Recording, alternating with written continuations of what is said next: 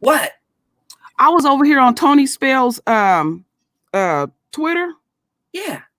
and he said here on the 26th, reminder, church will be held underground today in the basement of my house. Bring your food stamps. Oh, I believe it. You know what? I saw just about a day ago, he was saying he didn't care nothing about those arrests that he had experienced. He was still going to have church. And I said, at this point, it's Louisiana's fault for not coming down hard on him. No, and you know what they weak ass police been doing when he held church. One time he held church, they just sat in the back of the church in their squad cars and sat there, and they didn't know what to do. But boy, when it's us, they know what to do, and they overdo it. They overdo it. Tell me about it. But he telling these folks, check this out. Oh, here it is. I'm gonna screenshot this and send it to you too. He said, bring your food stamps, Pastor Spell food stamps challenge. He's just trying to take everything away from that congregation. This sucker, like I said, this sucker, I'm gonna wear his ass out. Good. I'll help you wear him out too. I'm screenshotting this for you. This sucker is asking for food stamps. You know, last week he was asking for their stimulus check. And you know that he supports ADOS. Yeah, well, I don't care about that. Thank you, Black Rage 843 for the super sticker. Just for your records. I'm sending this to you right now. I don't know what you're gonna do with it, but I'll just put what should I put? I'm gonna put food stamps. This sucker, he prey on black folks. Yes, he does. That's what most of his congregation is. But see, if he was smart, if I was gonna do some stuff like that, my congregation would be white, because then I would get more. Oh no. He's one of them people that don't want to screw his own people, but he don't mind screwing us. There's many out there like that. But you'll get more food stamps, Lisa. But he doesn't care. You know why he's doing it? Because that black crowd is more gullible. Yes, yeah. And you know what they like? You know what they like that he do? Because I've been keeping up with him. He cuss a lot. And and he do so-called things that he think black people do. So right. He's exploiting them. Yeah. So he real flip it and stuff.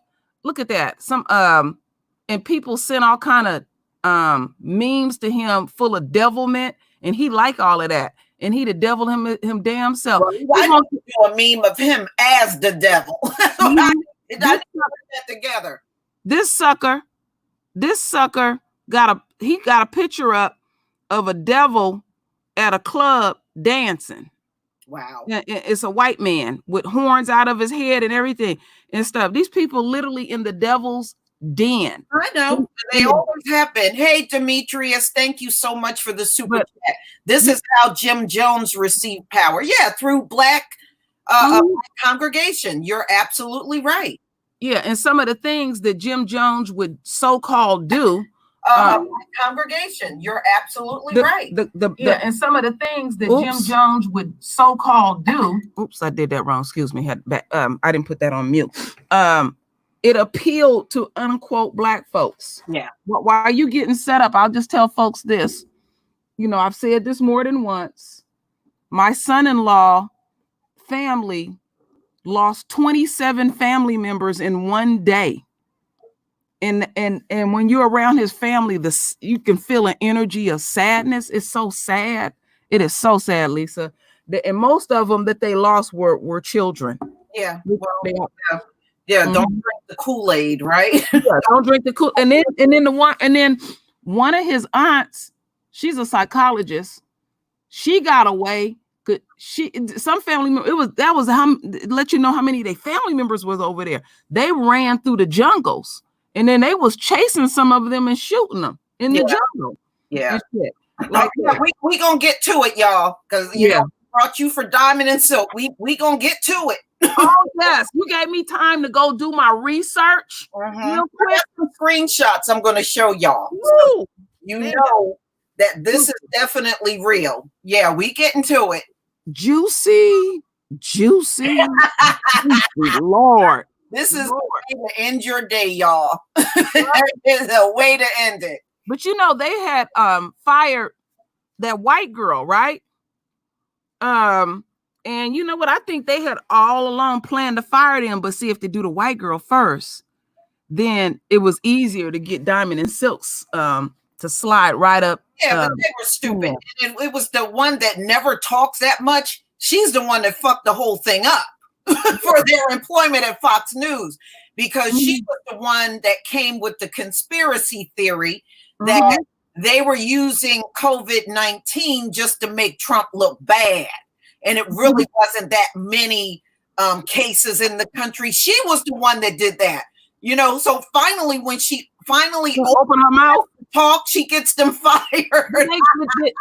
Did they get her in a room by herself? Because I picked up on when Trump was running for president that if you separate the two, the one that don't do all that talking, she don't know what to say. Right. She's really afraid to be alone. Thank you. Backup trick 44 for the hey, you know, and also shalom to everybody in the chat. You know, I always say that to y'all. Yeah. Shalom to everybody and everybody. You know, oh, Lisa, last night I was watching this commercial and I screamed. I couldn't even call you fast enough. They said, Anthony. It was some little hillbilly commercial. I screamed. I said, they stole that from Lisa. They stole that from Lisa. Because, you know, they've been making these commercials overnight, literally. And I said, there ain't no damn way. They ain't been saying no Anthony. You know, when I was growing up in the hood, anybody that had the name Anthony, that's what we called him. Anthony. That's right. If you were an Anthony or a Tony, you were called Anthony. Yep. Well, they saying Anthony on this commercial, and when I gotta catch it because I don't even know what they were selling. I just heard them say Anthony, and I said they stole that from Lisa. People, I'm telling you, my husband came downstairs and told me more than once, baby. I think they done stole some of these videos from y'all. I said we been knew that. Shoot, Roland Martin's ass over there with his fat ass. That dude, you know what? It don't matter. You know what? Now, Roland Martin, if he put on a suit, he can hide that messed up shape. He's shaped like a barrel, but he claimed he lost all this weight. I can't see it. It's all the weight. It must be in a part of the body that is not visible because he looks as big as ever. He likes to wear those. Sometimes he likes to wear jerseys, and around his shoulders is round. And I said, "Oh my goodness, this dude round shoulders and no neck. That's no sex appeal. I like a man to wear a nice jersey like that, and then you just see all the definitions in his arms and chest. No, Roland, you can't do it." Do you remember when I told you I had a crush on this guy when I was a teenager and I liked him until he spoke to me? Let me tell you something. Back then, because he had a nice body. I mean, you could tell he worked out. He had an awesome body. You could see his muscles even when he had long sleeves on. He used to wear turtlenecks. I have never seen nobody look so damn good in a turtleneck. That's hard to pull off. This man looked off the charts in a turtleneck. Man, I would have still been in love with him if he didn't just open his damn mouth. He should have just kept quiet. Lord. Did he talk that? Did he stutter, Lisa? No, he just sounded too girly. I mean, it was like 2 years I was just checking him out. But when he opened his mouth to speak to me, it killed the vibe. It killed the vibe. He sound more like a woman than I do. Lord have mercy. You know what I was thinking about, Lisa? Remember that picture you sent me of Roland Martin? It was a close-up shot. Looked like he had just got up that morning. Yeah. Man, some folks get up in the morning. They need to get up before they mate and just You know, he got a lot of moles on him too. Yeah, all over him. He looked crusty. He looked crusty. He ain't the bit. I mean, you know, wow. That's all I'm gonna say. That's all I'm gonna say. He don't look right. Oh my goodness, who is that? Sky Daddy Revenge? Is that LVZ? LVZ. Boy. LVZ, that last hangout I did with LVZ, and he was that that video that you gave me, Lisa, where the Africans was getting chastised. I mean, the Chinese was getting chastised. LVZ did he interpret that stuff for us. That shit was so funny. Oh, people still cracking up behind the scenes on that one. LVZ saved the day because we didn't know what they were saying. We didn't know what they were saying. That shit was hilarious. But he got the Sky Daddy Revenge channel. Yeah, he needs that specialized in translation. That's what we. Yeah, well, LVZ had it down to a science. And then the part that was funny was they're gonna say that LVZ, they want to take his channel down. They want to say that they say you're not using original content. That's all he do is use his own content. What the hell are they talking about? He does. He don't read. And when he does, he speaks his own commentary. So it's always original. So I don't know what they're talking about. Yeah. They on that BS. Yeah, well, they did Nicole's View like that too. And I was like, Nicole always does her own commentary. What the hell are they talking about? Yeah. All right, so I'm going to share my screen because I want y'all to see this. I got 2 shots I want y'all to look at, and then we're going to get into what happened to these 2 mammies. Did them mammies, did they have anything to say? I haven't heard no response from their but in the coming days, they may have a lot to say. Well, you know what? I guarantee you this, they're going to start hollering racism, even though they say it ain't no racism. Well, wait a minute. No, if it's not racism for everybody else, it couldn't possibly be that for them. Mm-hmm. They real quick to holler that shit. Give me a 1 if y'all see my screen. Give me a 1 and then we'll get started. Give me a 1. Family.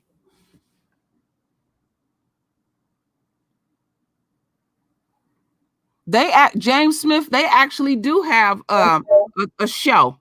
Diamond and Silk did have a show. They was on the road because they wasn't gonna make no money from Trump. No, and he still used their asses as freebies. Okay, y'all ready? All right, ta-da! Ooh, shit! Oh shit! Ooh, juicy. Fox juicy. Cut ties with Diamond and Silk, unofficial Trump advisors who spread bonkers coronavirus claims. So they made false claims about coronavirus conspiracy theories. And because of that, they got the boot. I guess Fox News today reminded them they are niggas too.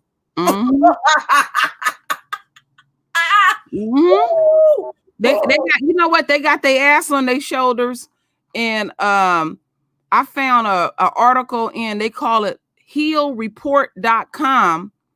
And one night they was doing a live stream in March, and they was saying, what I need to know is how many people have passed in New York. What I need to know is who has the bodies. Now, this was Diamond. Diamond asked this. I need for somebody that do investigations to work to call the morgues, call the funeral homes. We need to know because I don't trust anything else that comes out of the mouth. You got the nerve out of the mouth.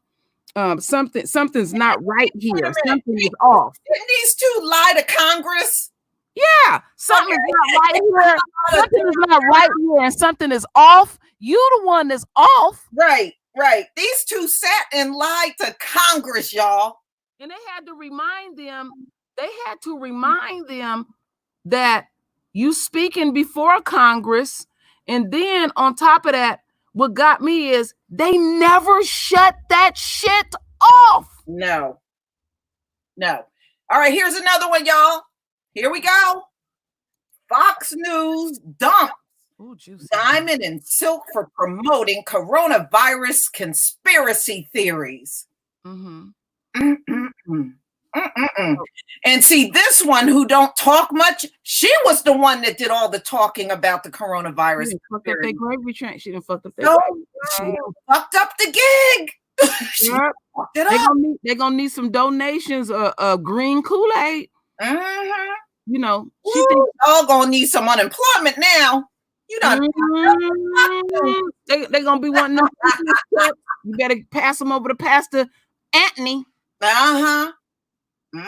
Probably know who he is. Mm-hmm. But y'all see that? They were on Fox News talking conspiracy theories about coronavirus. Now, I did do a video on it, and you heard, I guess that's Silk. She was running her mouth talking about they were only talking about the coronavirus to make Trump look bad, make our president look bad. And I was like, ain't nobody got to make Trump look bad. Trump does a good job of that all by himself. You know what Trump is, you know, he check it out, Lisa. Check out the game. Okay, so we leave Friday with Trump talking about, you know, have cocktails of bleach, shoot up bleach, however you just get the bleach in you.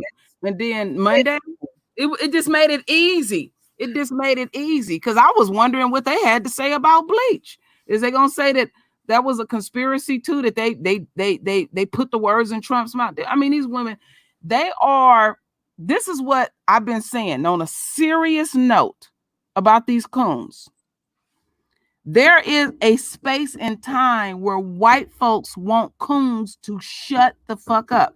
And the super coons like Candace Owens, and now who tried to start it off was ex-Sheriff Coon Clark, and he was trying to kick up some rhetoric, and it didn't jive the way that he wanted to because people nobody want to hear all this political shit. And there's a highly contagious virus and people are dying, all that politicking stuff. Nobody gives a shit about that. Nobody cared about what David Clark was talking. Yeah, and so he just thought, he thinking like Candace, because these the type you don't have to tell the coon. They thinking, oh, I'm doing something for Massa, and Massa squinting the eyes at him real hard, like you need to shut up. They don't recognize that these are the type of coons that coon when nobody is looking. Right, but see, coons need to know they're expendable. Demetrius, thank you for the super chat. Even though it's good, Diamond and Silk were fired. I am a bit upset that white reporters that say racist slurs are able to apologize and keep it moving. However, black people are fired. Yeah, well, you know, hey, this is their world. We're still in it. I don't feel nothing for them. Yeah, their world is going away, but they still have control in the media, and that's going to wean away soon in time. We all just got to sit back and grab the popcorn. That's going away soon too. See what you're asking. You got to think about what you're saying. What you're asking is for the enemy to be even fair when they do shit like that and stuff, and they only being true to their nature. That's what they supposed to do. Everything that's happening right now, this is an example. They're super coons. Yes, think about what I'm saying. Yes, they're super coons. They getting rid of them. They trying to show other coons what they will do to you because these white folks is scared. Hey, don't have time for that. One thing, True Royal, while it's on my mind, you hear that? That's my grape juice. Lisa, I had to grab my grape juice for this occasion. Let me go get mine. I'll be back. So, ladies and gentlemen, no. See, this is a reminder. We have seen other coons get the boot, right? We saw Paris Denard go down. And see, now we got Diamond and Silk. These folks are expendable. They never keep them long term. I have never seen one around long term. They got rid of David Clark, and they usually will get rid of them one by one, right? One by one. And this is no exception. Maybe this will be a hard lesson for them to know that you can't even say what you want, even when you are in company with other Republicans. And you think that's right, Stacey Dash. And maybe this is a hard lesson for them to see. These folks are never on your side.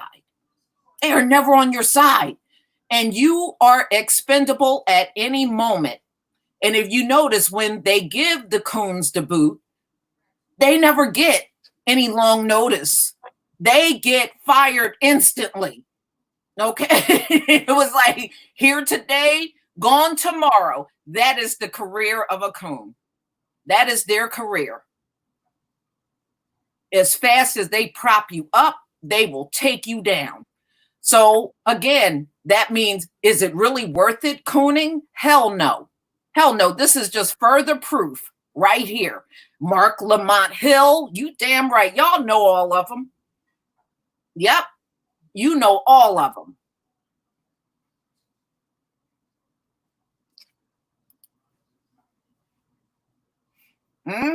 It's not worth it. Shoot, they can't stand me. They can't stand my ass. But one thing I'm not, I won't defect to the other side.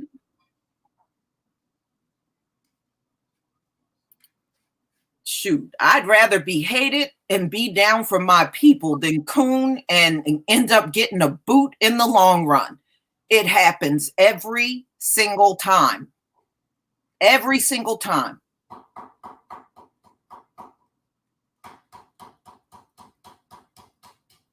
Oh yeah, they don't care. You know, what do they say? It does not have a retirement plan. Coonan don't have a retirement plan. It sure didn't for Diamond and Silk. And look, I think they got their gig on Fox News maybe about a year ago, maybe a little longer, but I know it has not been that long. Oh, Candace, yeah, they'll get sick of her because she's another one walking around here talking shit about coronavirus. Thank you, Larry Kane, for the super sticker. And see, the thing is, they're getting rid of a lot of people that are talking conspiracy theory about coronavirus. And you know why? Because although they're trying to point to us and say that Black folks get the virus more than anyone else, a lot of these white folks done lost people in their family. They don't want to come out and tell you that, but it's the truth. And they're not going to tolerate, especially someone Black, sitting somewhere talking about conspiracy theory. They're not going to tolerate that. Okay, listen. Ow. I got my lemon in it. I had to, hook it up real good. Okay. I got a link I'm gonna send the family of the official list, and they change it daily. When you start peeling back these different countries, these little different towns, and when you start going to Africa and going to those different regions in Africa, do you know there are some people who have not gotten it, no deaths, no nothing. And that continent is hot, y'all. Now, I think they are looking at it wrong. See, they're looking at climate and saying it's going to fizzle out in the hot weather. I think in the case of Africa, it's all about genetics, not climate. And that's the reason why they're not getting a lot of it. I don't believe it has anything to do with climate. It has everything to do with the strong genetics of people there. But like over in Kenya, the guy that they've been over there criticizing about the Hennessy and all that kind of stuff like that, they've been around the clock fumigating even the slums. They done hired a lot of people to just clean up stuff around there. You remember when China tried to disinfect the place and they killed the wildlife? I don't remember that. Yeah, I did a video on it. China called themselves disinfecting the place when Wuhan had it and it was going strong there, which I think it still is. They're lying. And they started disinfecting the place all around there, and they killed the damn wildlife. Lord. Lisa, one of the things that people can use to kill all stuff is that stuff that you introduced to us. I can't pronounce the name. I just call it earth. Diatomaceous earth. Yeah. Very good thing to kill off stuff around your garden, all kind of. And y'all, if you're going to drink tea, keep sticking with the immune building tea. Now, I drink a lot of ginger tea because it helps a lot with my allergies.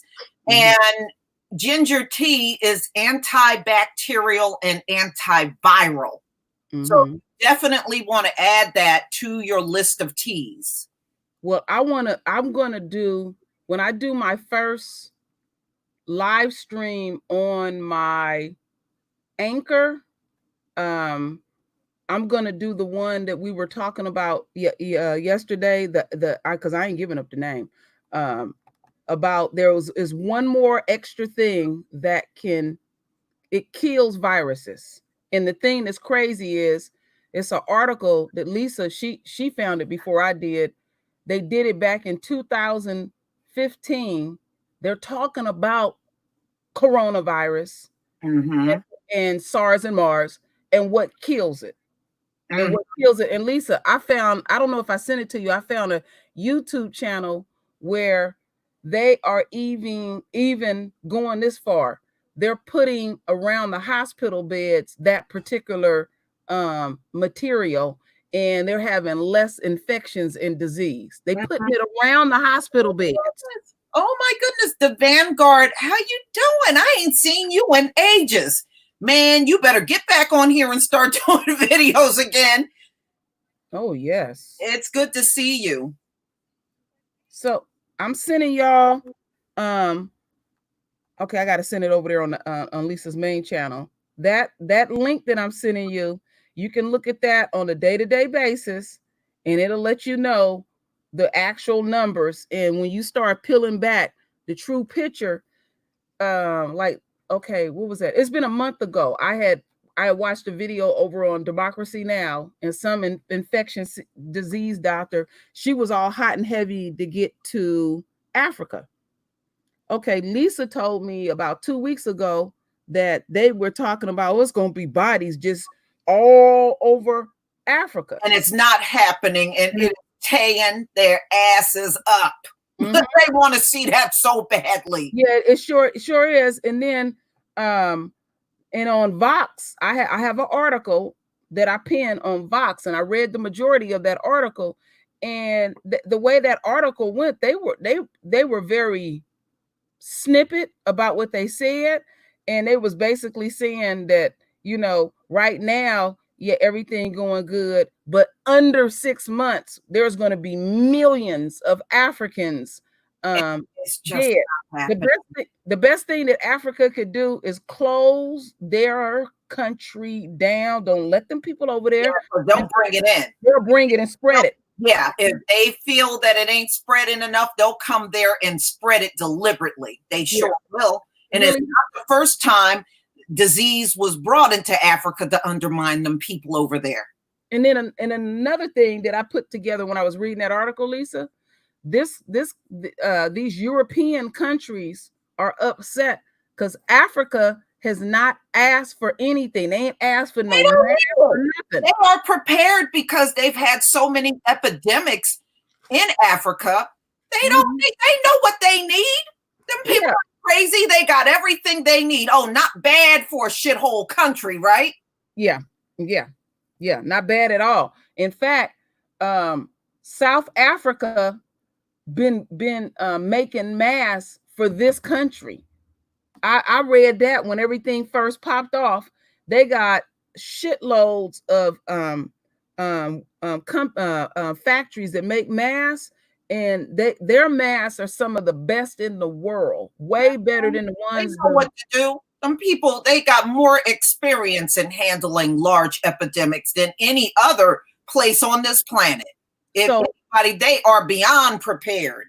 So when I repeatedly say that the enemy fatten themselves up for the kill, See what they like to do. They like to put shit on paper, have big seminars about, which they did, and I showed that they had a big seminar last year in October about coronavirus, and the shit looked real good on paper. But then when it actually go down, you see that they draws was around their ankle. They wasn't prepared at all. Have done so bad in this country.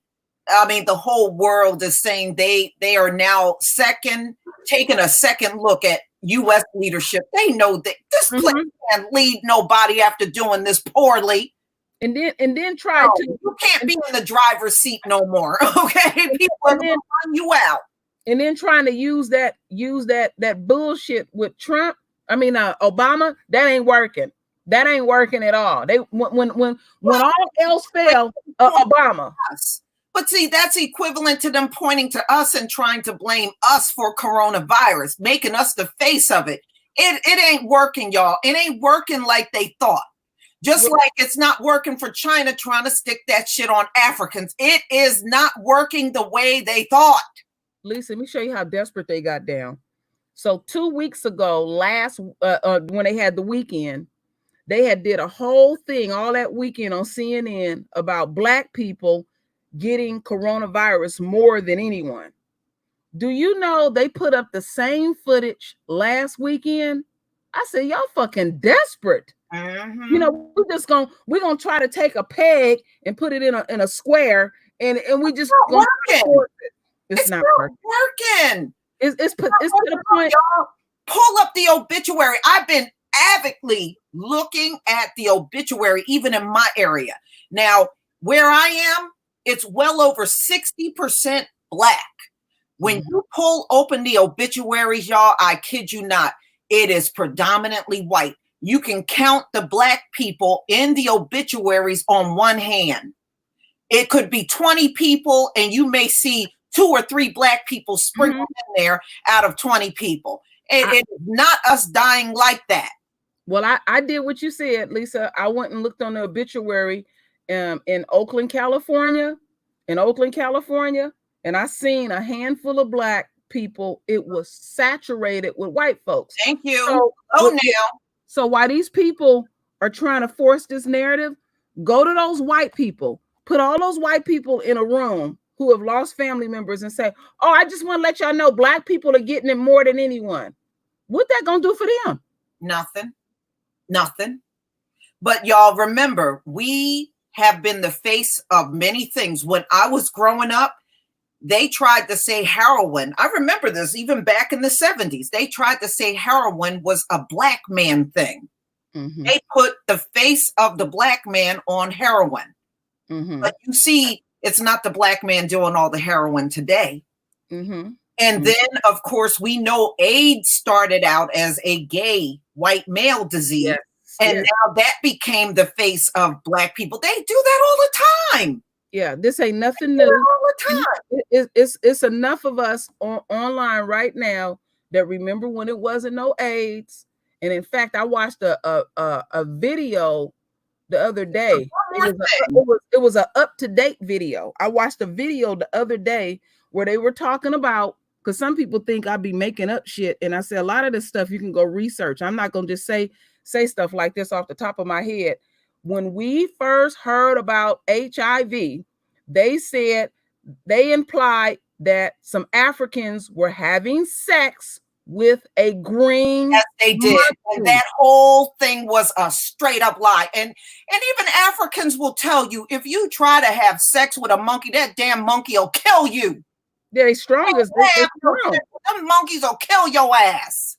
So me living up here in the Bay Area, specifically San Francisco, when I was still in high school when all this went down. Do you know it got quiet in San Francisco? When they would have parades and stuff in San Francisco, especially up in the Castro, those people were literally walking up and down the street naked. They got rampant with it. They was having sex in the streets. And I never forget, I was up in the Castro district and I went to the store. And so they got like different kind of groups that do certain things. Well, they got a group that like to wear jeans, cut off jeans, and they'll wear their hair, they'll wear their haircut like a Nazi. And I'm standing in line, and the dude balls is hanging through his cut off jeans. Older white guy. That's how rampant they got with this. When that shit popped up, I mean, you seen white guys everywhere. Now, the face of HIV, Black folks. Yeah. And they even said that in the article, Lisa, about Africa, that with the HIV plus and not only that, let me just jump in and say this. It is not the nature of a Black woman to lay down with a monkey. Y'all know that. Whenever you have porn where women are having sex with animals, those are Caucasian women. Black women, we ain't down with fucking some damn animal. That ain't never been our thing. That ain't never been our thing, ever. Ugh, that's so nasty, Lisa. That ain't never been our thing. And let me tell y'all one more thing. During the Spanish flu, when I was researching, when the flu first hit, the first phase of the flu, they said the ones that got hit the worst would be the ones with compromised immune systems, like your elderly, right? Mm-hmm. That, you can find the articles from back then in 1918, and that's exactly what it says. When the second wave hit, they tried to put the Spanish flu on Black people that lived in cities and said they were the ones spreading it. Mm-hmm. Thank you, Night to Shady for the super sticker. So the second phase, it was all Black people's fault. You know how many times in history they have done this? I mean, it's so old. They don't know what else to do. They're not progressive enough and stuff. And then let's backtrack for just a second. The people that spreads disease first are wealthy people. Yeah, because they travel. They're the ones traveling all over the place. Exactly. And let's go back to HIV. When that stuff first came out, they were trying to track this one white guy, and they were talking about that a lot of white males to this day to do this, they go overseas to go have sex with whatever they want to go have sex with. They're the main ones that travel. Kids. So look how far, say a Black person got a disease. And wait a minute, and we don't have all this money to be traveling the world. Yeah, that's what I was getting ready to say. How far, if we got a disease, how far can we get that disease? Can we get it around the globe? Because Lisa, they said up here in the Bay Area that they tracked down the guy who came all the way from Wuhan and came to what was that over there? Over there, I think it was over there near Napa.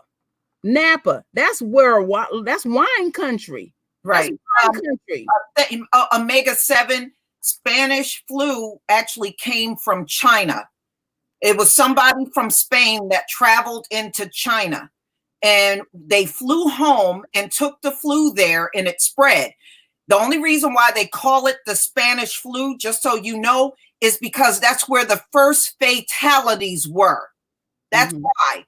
That's the only reason why it's called Spanish flu. But technically, it came from China. The person had traveled to China and then back home to Spain.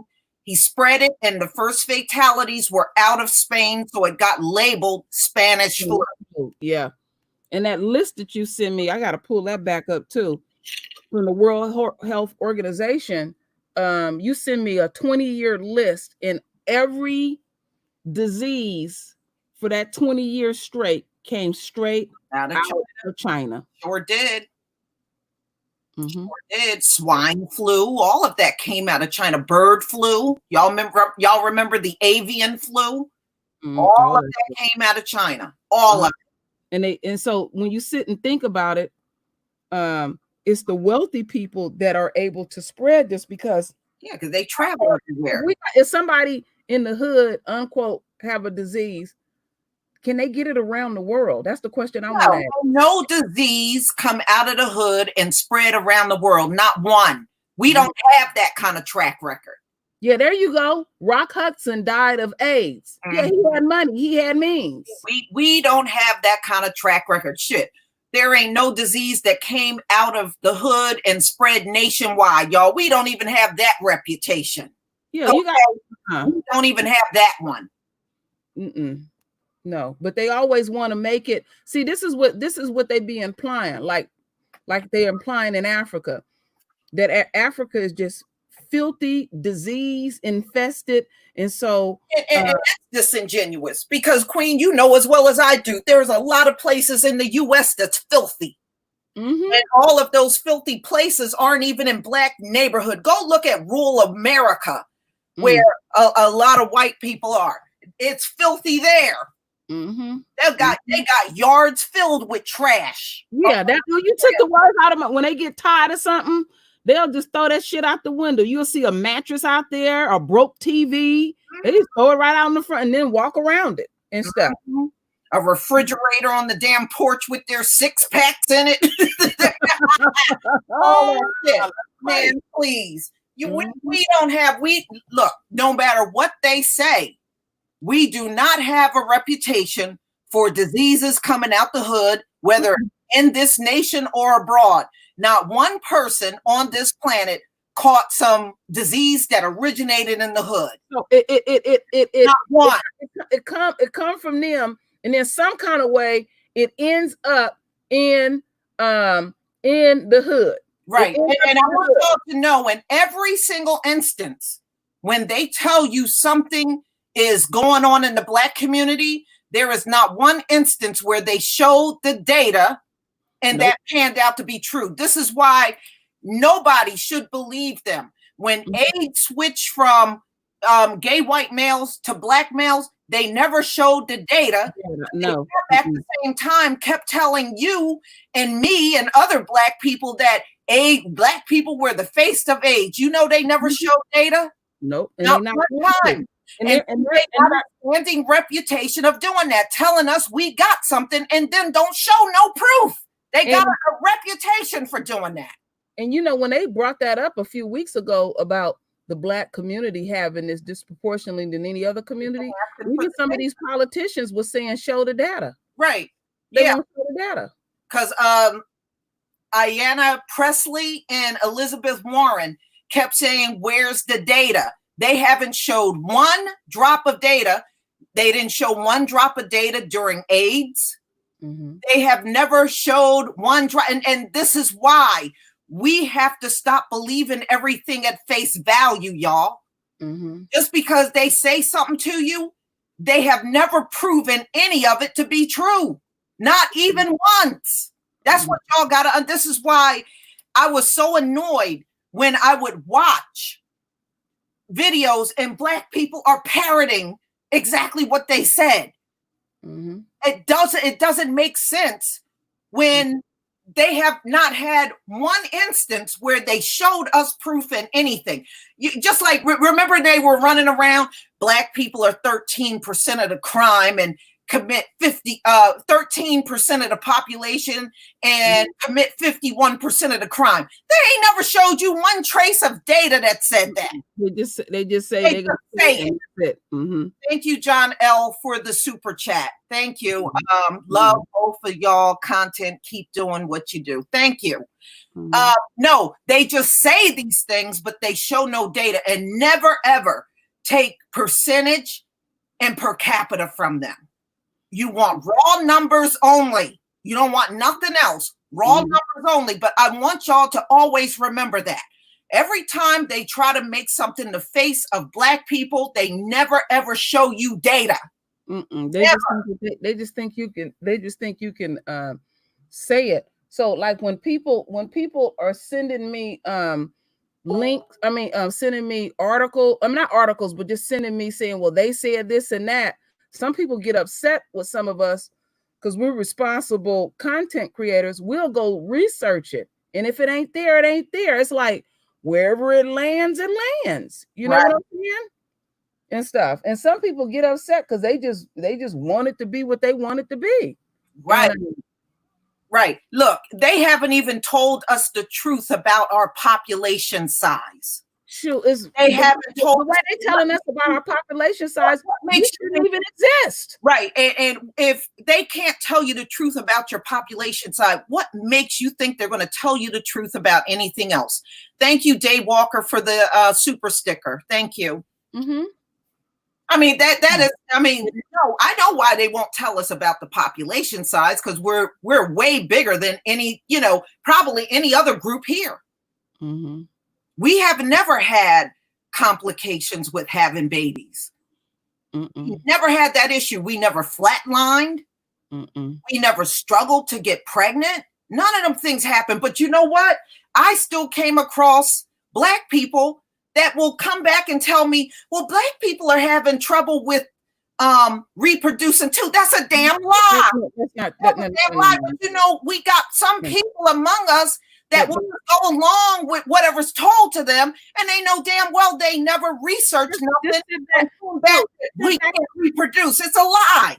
So this is the question that I would ask when a Black person say that. Just sit back and just look at your own individual families. Is people in your family stop having babies? Right. And the answer to that is no. But no. I've had some that will come in my comment section and say, Black people are having that problem too. And you know damn well you don't have no data that says that. No, we're not having that problem, Lisa. Okay, you don't have no data that says that. There's no data out there that says that. So where did you get it from? It's like I was saying the other day. It's so many people in my family pregnant right now, just out the blue. And then I'm gonna tell you what tickled me. When we had the baby shower for my daughter, a lot of her cousins came on both sides of the family. Do you know them young ladies was sitting there talking about when they gonna have their second and third child? They were discussing when they was gonna have it. It was a story just a few days ago. An African woman in her 60s just gave birth to twins. Shit. Okay.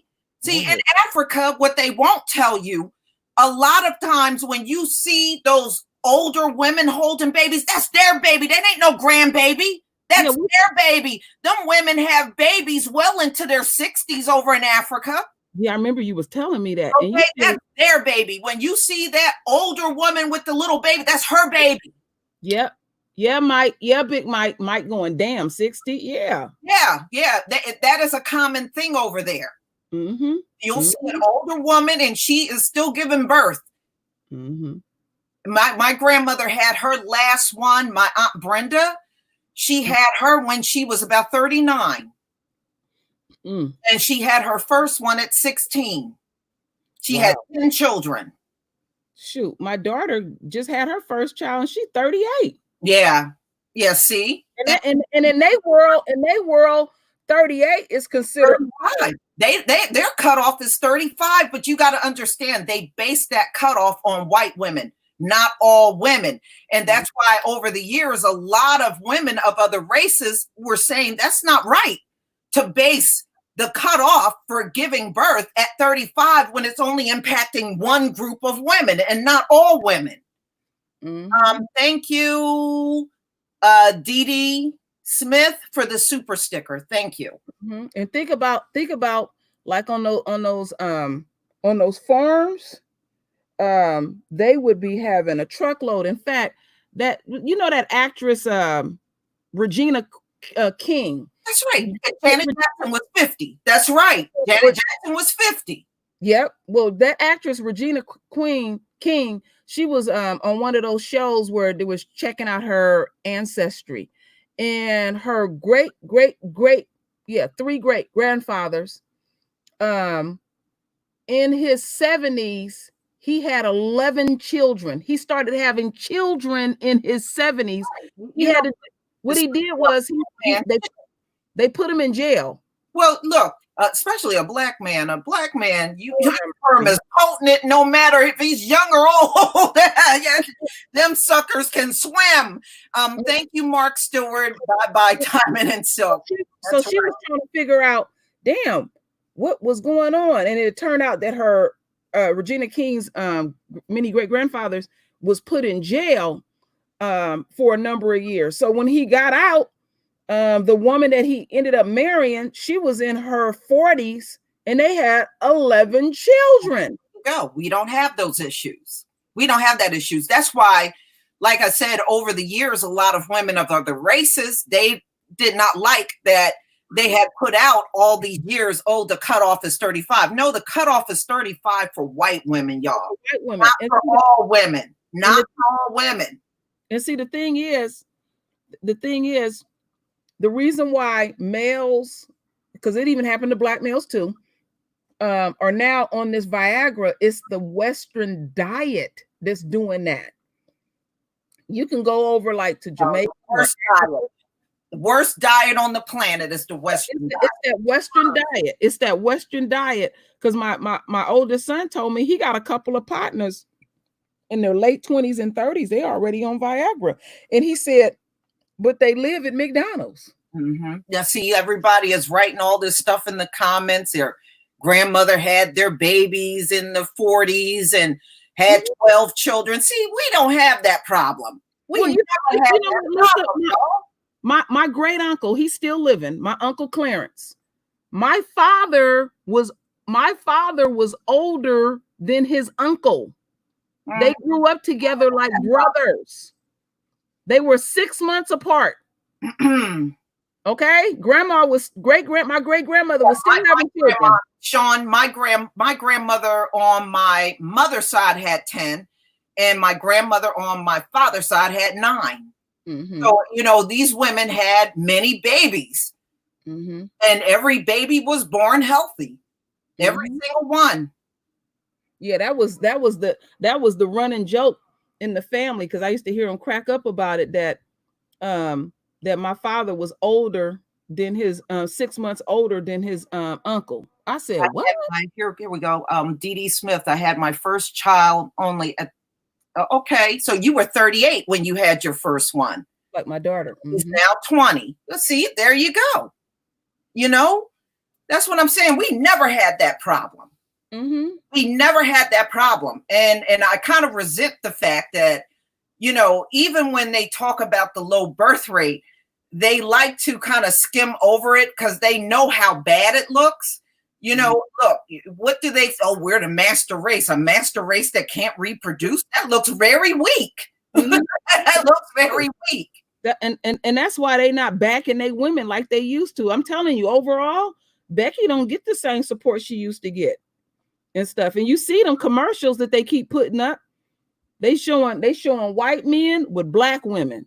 And even the Asian race, they having a population problem. And they impregnating them black women over there. Well, they did it to themselves with that one child rule. They fucked their own selves up. But again, these are all the ones on the earth claiming they got all the intelligence, y'all.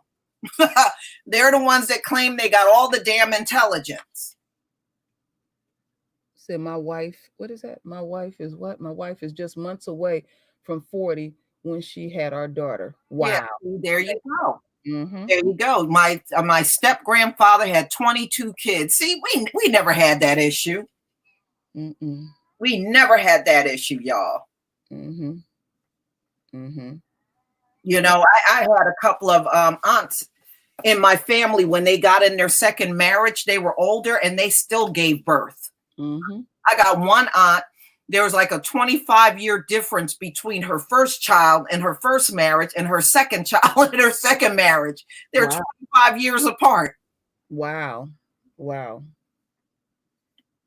Yeah, that's not unusual. Yeah, because my oldest son, my youngest son and my oldest daughter, they 15 years apart. We didn't have no problem with that, and we still don't. So y'all, don't internalize any of this bullshit that they try to put in our faces. We get the most of this and the most of that, and just think about all the propaganda they put out there over the years, right? Now, listen, remember when they used to complain that we were on welfare having all them babies? Remember that? Oh, y'all on welfare having all them babies, right? So how did we go from having all those babies to being just 13% of the population? You see all the inconsistencies that we're being told. If we're having all them babies, how can we still possibly be sitting at 13% of the population? since 1860, y'all. 13% of the population. You know how unrealistic that is. That don't even make sense. Linus just said from these people. Are you kidding me? Linus just said when she was pregnant, her stepmother was pregnant at the same time. Yes, there you go. There you go. Judah Life Broadcasting, thank you for the super chat. The Most High is always blessing the fruit of the womb of his people. Hashtag truth. You got that right. You got that right. Your stepmom pregnant at the same time, Lord. Yeah. I mean, even I remember even when I was growing up in the hood, I would see a combination of older and younger women and teenagers pregnant. You would see always a mixture of women of all age ranges pregnant back then. You know, so and you know that was really the norm. Yeah, because even my second mom, she had 2 children in her 20s, and then she waited 15 years later and back to back, and she was in her, let me see, yeah, back to back, she ended up having 3. 15 years later, she just popped them out like that, and people was like, Lord Maul, you're right. We ain't never been the real welfare queen of white females. We ain't never been no welfare queen. But like I said, anything negative or bad, they try to put it on us. They have always done that. Yeah. Oh, Diamond and Silk. Is Diamond and Silk married? Do they have children? What's up with them? Those are sisters. And, you know, they're from, thank you, Sean, from the Chai, had 2 kids, 18 years apart, both Virgos. You go, girl. And no, I know they're sisters, but I can tell you this, down south, a lot of sisters, you know, biological sisters live together. A lot of them do in the South. Yeah. So a lot of especially if, let's say, their husbands died or they got divorced. A lot of times they'll just move in with their sisters. And that's a very common thing. I got an aunt, my mother has 2 sisters, and that was the case. One got divorced. And instead of struggling to pay a mortgage, she ended up moving in with her, my other aunt. And the 2 of them, they've been living together under the same roof for 10 years now. That is a very common thing in the South. That might actually be the case with those 2. Yeah, because we notice, well, they family don't even show themselves. So it might be the case with those 2 because they are in the South. Yeah. Mother sisters did. See, I mean, yeah, that many of you, especially if you're in the South, you know that's a very common thing. Oh, okay. Dale said that they did talk about that Diamond and Silk talked about. Oh, Diamond and Silk never talked about their kids. They may not have any. I know they have different last names, so somebody been married before, but I ain't might have been married before. No family. Zero. Now, I don't even know if they're biological sisters or half sisters. I mean, they could be half sisters. You don't know. You know what I wanted to ask you, Lisa? When I was researching them, they was talking about some stuff that they had said in March. What was said just recently for them to get the axe? That's what I couldn't find. No, it was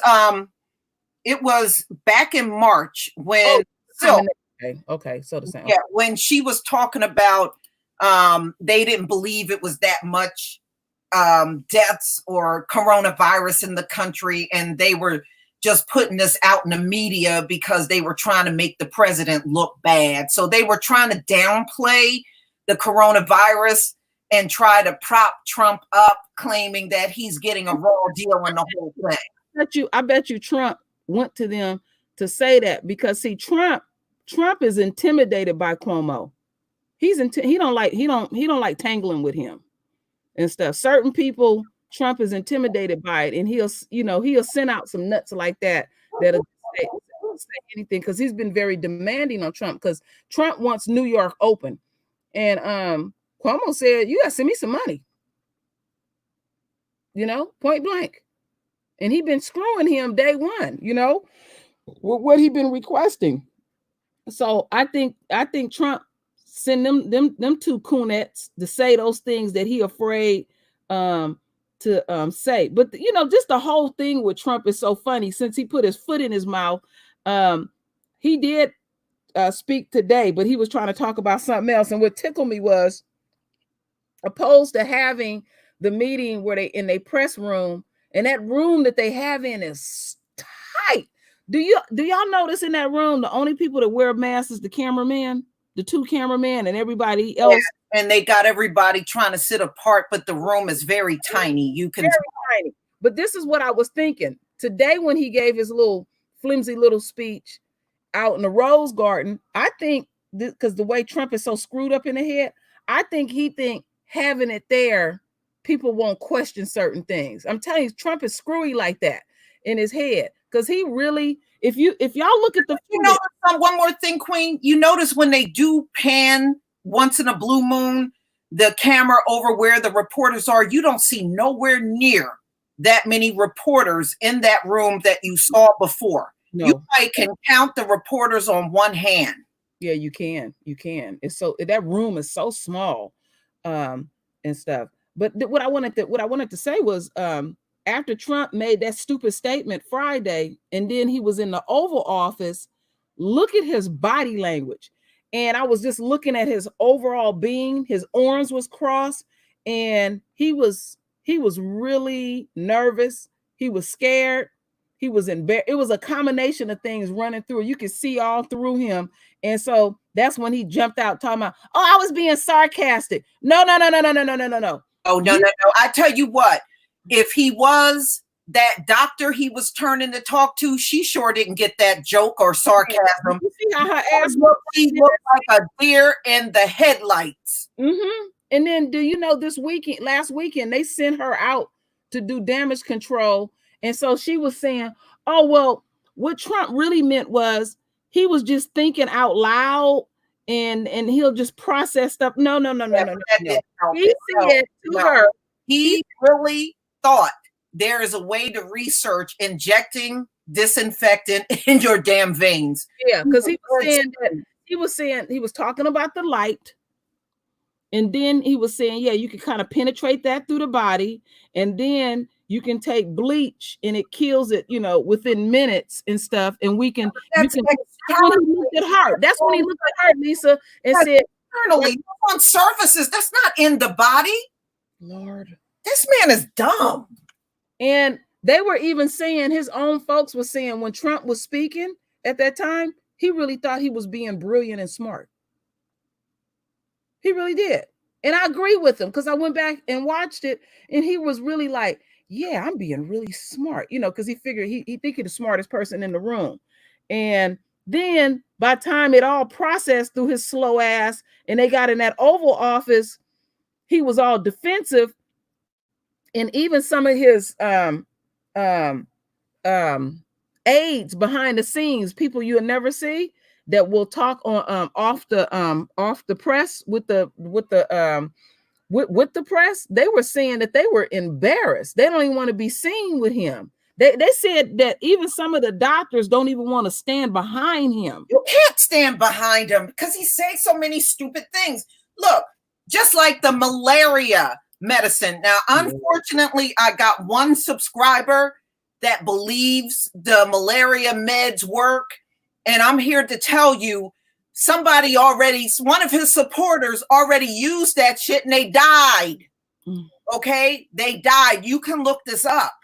And I think the wife ended up in intensive care. Lord have mercy. The husband died. So, no, it doesn't work. Mm-hmm. Somebody died. Just look it up, you know, because unfortunately, we got people that will hear something and they will run with it. And I got one brother that is a subscriber. After Trump said that, he's been repeating it over and over and over in the comment section. Mm-hmm. Oh, you know, that malaria medicine worked. They don't want nobody to know about it, but it worked. I know it don't. Mm-mm. And you don't have no data that says it works. You just heard it from Trump and you're repeating it. That's it. And it's some people that are that dumb, which we got examples of, like Lisa said, go look it up, that believe everything that come out of that come out of his mouth. Yeah. And to show you how people was believing it, they were calling with the what's that, the center that they call, like if you get poison or something like that, all weekend. Poison control. Yeah. The poison control. People were calling. They was calling. They probably had people on the thing that malaria medicine has done is make people sick.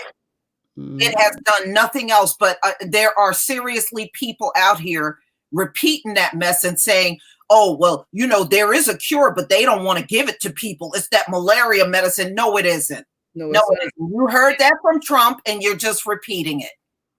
The question that I would ask Trump, Lisa, is those millions of vials of malaria medication that you purchased, where are they now? Where did you dump them? Well, Florida, that DeSantis, he did the same thing. He bought millions of vials for Florida and the shit don't work. Thank you, John L, for the super chat. Yeah. Granddad, last 2 kids are twins and they're younger than his first 6 to 8 grandkids. And Judah Life Broadcasting, thank you for the super chat. Whoever believing that the malaria vaccine works is the same person that's going to take the mark of the beast. You're probably right about that. But yeah, I got one subscriber. You can't tell him nothing. He swears up and down they don't want to give that to people because it works. And I was like, man, are you really that gullible? You got people that will argue. You got people that will argue it down about that damn bleach. Yeah. That damn bleach and stuff. And Trump, remember this. And now one part Trump was right on. Now I gotta keep it real. He wants y'all, and I'm talking strictly to the enemy. He wants y'all to stay in the sun a lot.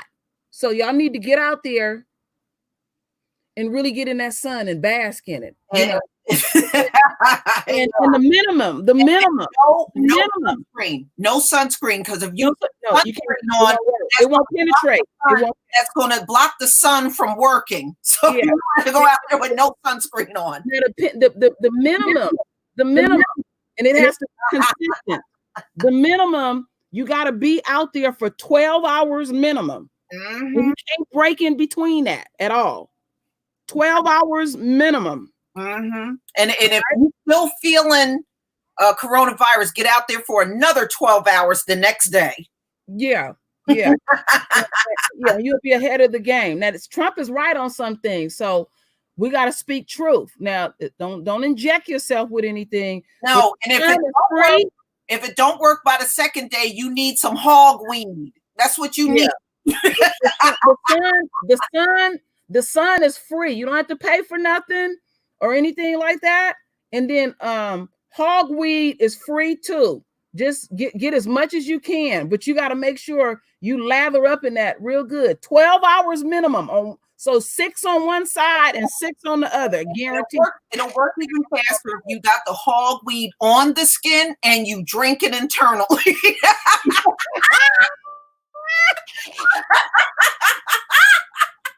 Oh my goodness. So, I don't want to knock Trump like that, But don't. And if the hog weed juice don't work, you're gonna have to go in for the kill. Get the bleach, inject that, and drink the hog weed. Yeah. Sometimes you gotta do what you gotta do. Step it up and get the full effect in. So 12 hours, 6 on one side, 6 on the other, and all of that. And you're gonna be good. And it's free. They were calling poison control. Are you people really that dumb? Well, Lisa, Oh Lisa, wasn't you the one that told me when YouTube had they shut out or whatever, people was calling the police on YouTube? Yes, when YouTube went down, y'all might remember that. I think that was 2018. It went down, and people were calling the police because YouTube was down. Called the police. What is the police going to do? These people, they call the police for anything. Yeah, they do. Yeah, call the police. When you told me that, I was like, what? The police on what? Yeah. People. These people are serious. They called the police because YouTube was down. Mm-hmm. I didn't know the police were server technicians too. Yep. And you know what? Then the police is getting that shit.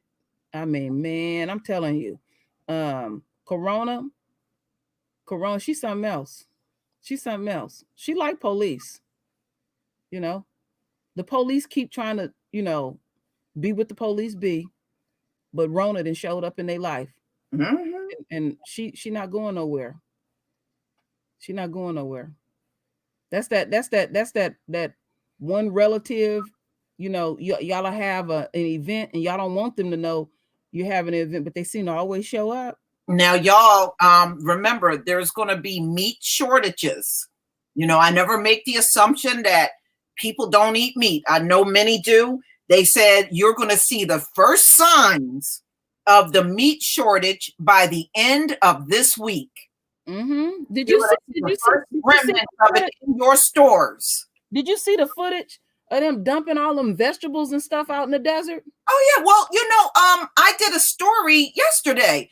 You know what a lot of these farmers are doing? They're letting the crops rot, and whatever they can't get rid of, they're digging holes and burying it underground instead of giving it to the people that really need it. That's a damn shame. And you now got food banks with cars coming in there miles long. Mm-hmm. People are coming in there to them food banks to get the food. Did you seen the cars? Yeah. Them people. And then I only know of a handful. They're saying it's going to be another pandemic, a famine in the world this year. Mm-hmm. They're already projecting it. They said you got a pandemic going on, a second pandemic of food shortages. Mm-hmm. So famine in the world is about to go pandemic. Yeah, but they rather take the food and just dump it in there. They got the Mexicans out there working. See, it's hard for them to maintain those farms because you can't do no social distancing. That's the thing. That food got to be picked. And in order for them to do a lot of that work, those people got to be practically side by side with each other. Mm-hmm. That's a job. You can't space people apart. You can't do it. But no, what it is they don't want to spend the money for people that work for them, for their, like the Tyvek suits. Because if they wore that stuff, they would be protected. Like I was telling you, it's a sister that I know up here in the Bay Area. She works at 90-something degrees when they're out in that field because you sweat even more just from all the movement, I know. You would have a problem with people possibly passing out. Well, they got to provide them everything they need, Lisa. They do. I'm telling you something I know. I have worked on jobs, Lisa, where it was hella hot. And they have to, on those construction sites, they have to provide everything that we need. And they would have two big yellow 5-gallon jugs. One was with water and one was with Gatorade, either one that we wanted. We had all the masks we needed, all the Tyvek suits that we needed.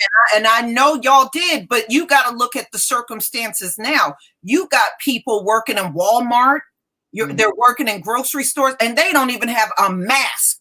No, they don't. Look at Amazon. You would think a place like that, you got the owner that's a multi-billionaire, he would be able to give those Tyvek suits to each employee. He won't even do it.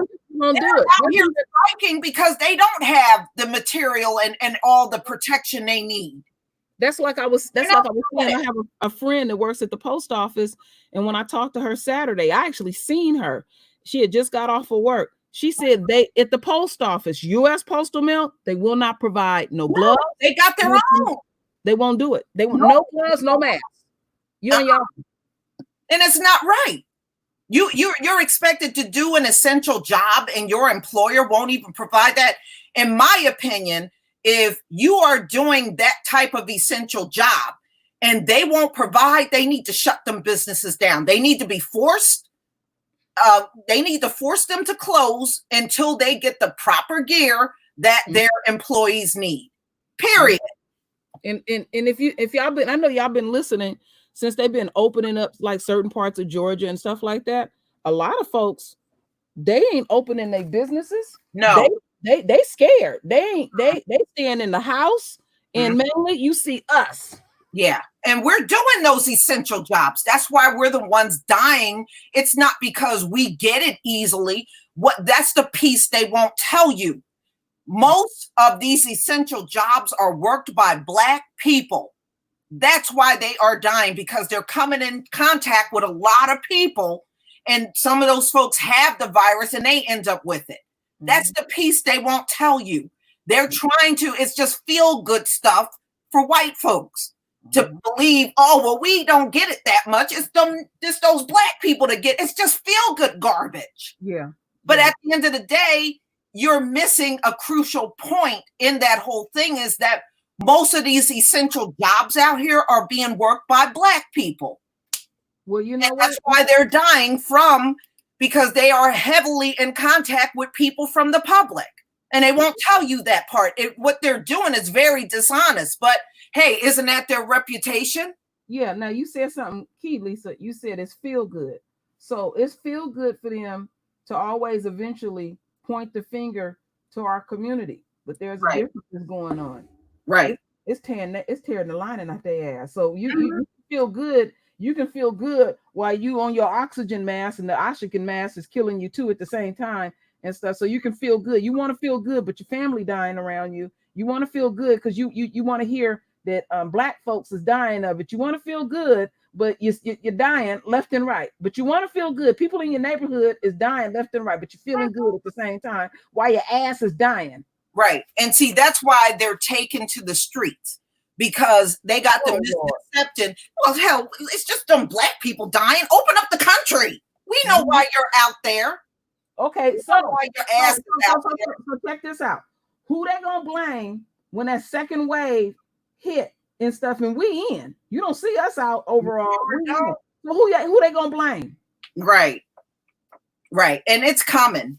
Like I said, from the time they opened everything back up, count out about 10 to 14 days. Count out about 10 to 14 days and watch the numbers jump up in Georgia. Yeah. So you gonna blame Black folks this go round?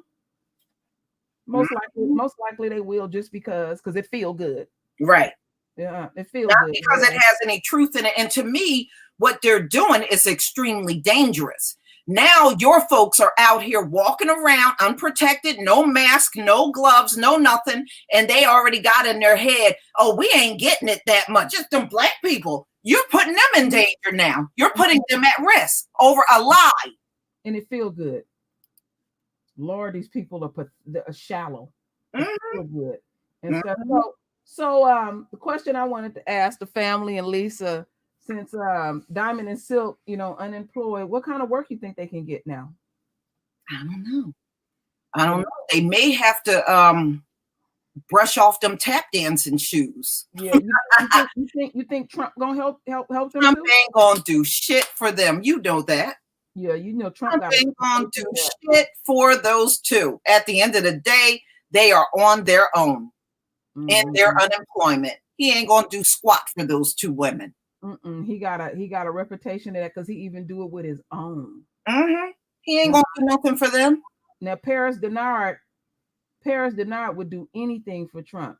Where's Paris Denard at? The last time we talk all favorable about, I like Paris, but yeah, he don't even mention Paris anymore. No. It's like he didn't exist. Just like David Clark, you see all them pictures with David Clark with Trump, and he don't even mention him no more. Yeah, so you can best believe Diamond and Silk, their names won't be brought up again. Yeah, and that's just like because see, I know what Candace Owens is on. Oh, she's about to go down. Her moment is coming. Yeah, don't forget the FBI is investigating her ass, and she real flip it, like she can just flip them people off. They coming for her ass. And I seen her over there on Twitter today, Lisa. She had on a mask that said "Make America Great Again." Oh, that's but no. Didn't she say she wasn't wearing that shit and falling for that shit? So why you got the mask on? Right. You know?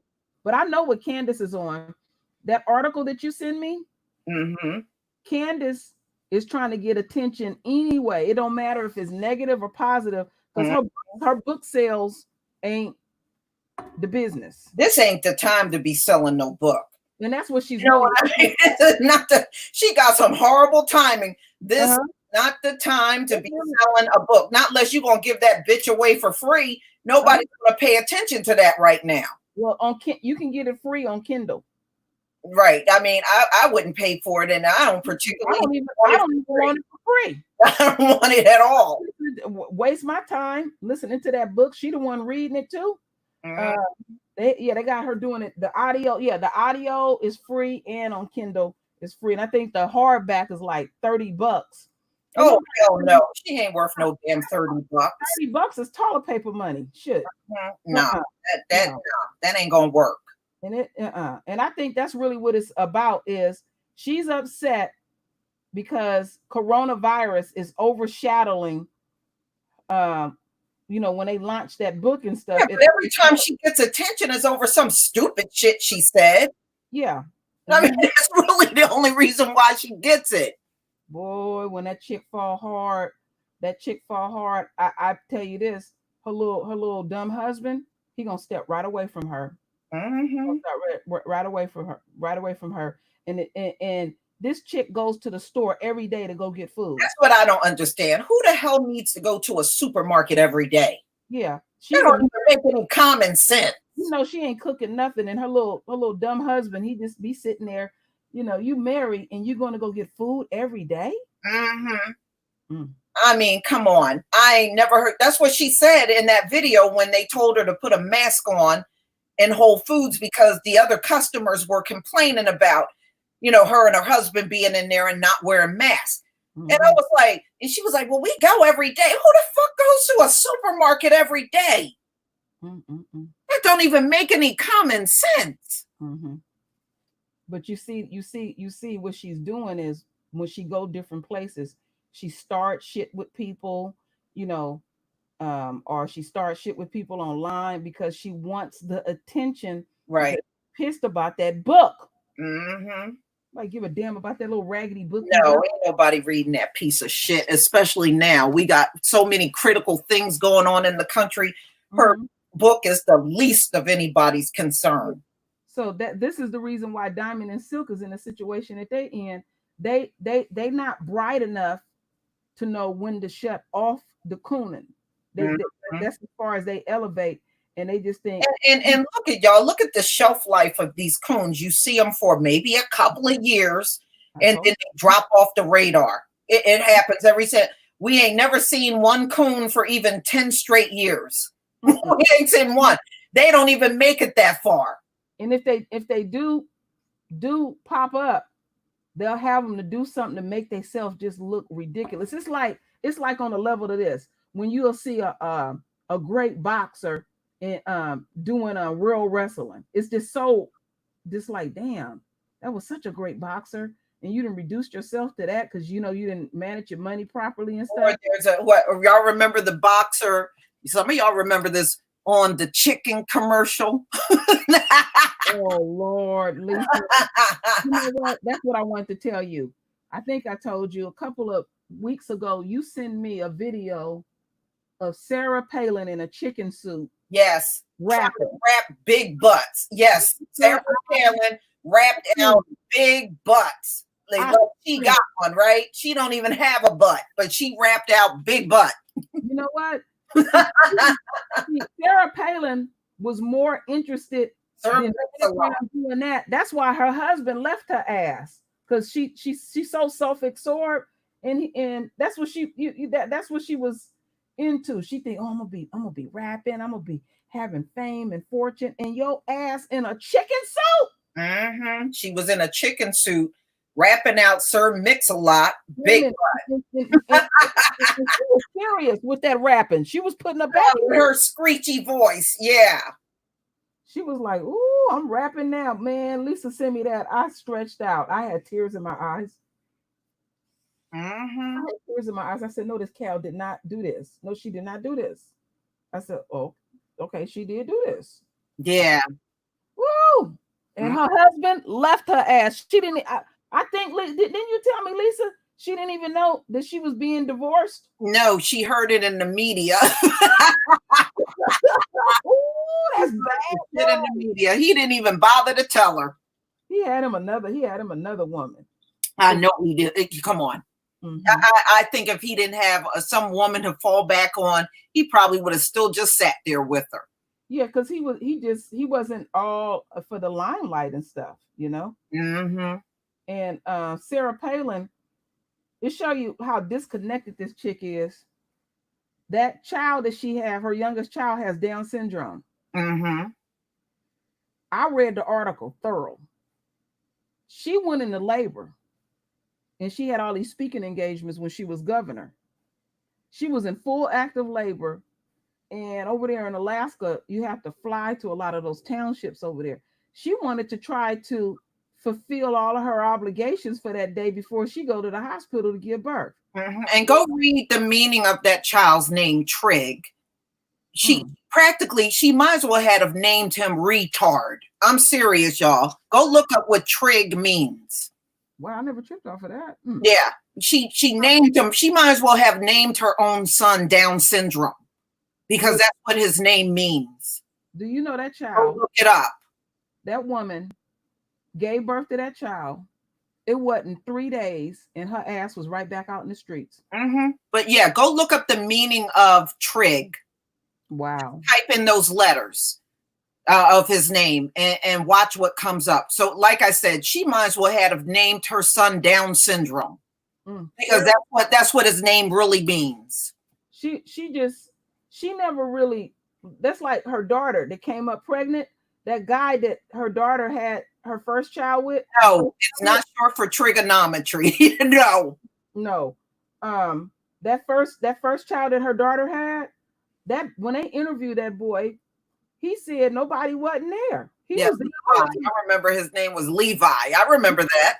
Yeah, he said basically he was saying it wasn't like he had to tap on the window and crawl through the window. Nobody wasn't there. Mm-hmm.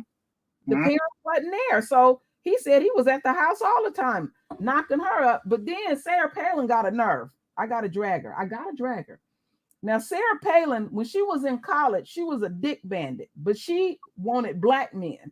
And a couple of black men came forth and said, oh, yeah, I used to screw Sarah Palin and stuff. And, she went to 7 different colleges. But anyhow, when her daughter started messing around with black guys, then she going to put a stop to it.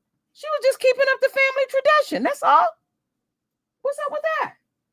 Sarah Palin? She didn't want her daughter out there doing that. I got to go get my second glass of grape juice. Okay. Oh, that juice is so good. But yeah, if you look up Trig, she named her son after a genetic defect. That's what it means. I was like, who the hell names their kid after a damn genetic defect? But that's what she did. I mean, that's disgusting for a woman to do that to a child. Yeah. But yeah, look like Diamond and Silk is joining the unemployed now. They are joining the unemployment line for real.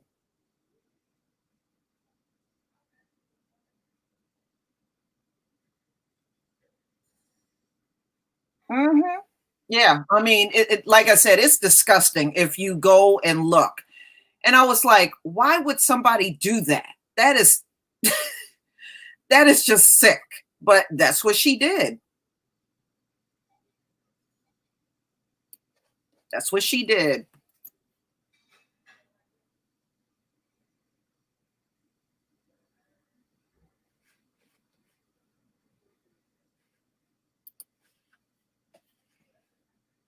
Yeah, that's some sickness. Yeah, I remember when Glenn Rice, that's right. That was the one that Sarah was laying around with. But you know what? She's one of many. There are many.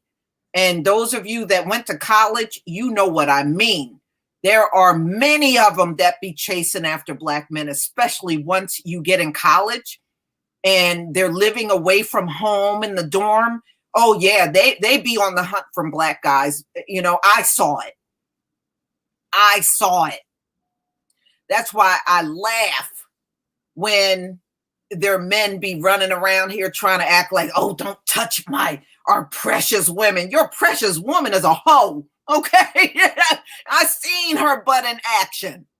And I'm not the only one. Many have. Please, y'all know what I mean. If you've been to college, you done seen these women in action. And then they try to act like they're so meek and innocent and, oh, we got to protect them. Please, your woman's a dog. What are you talking about? We done seen them. Do you know how many times when I was, especially in my teens and in my early adulthood, how many white women that I was around would ask me, what is it like being with a black man? They were talking about sexually. Okay. I have been asked that multiple times by these women. Okay. Multiple times. So it's downright laughable when they act like their women are just so precious and they can't be touched. That bitch has been touched 1,000 times. Get out of here with that mess. Please, y'all know what I mean, especially if you went to school with these people and you work with them. You know how they be questioning you on the size of a black man. I can't tell you how many times one of them, what is that like? Oh my God. Yeah, because that's what deep down inside, they desire us like that. They'll deny it, but they really do.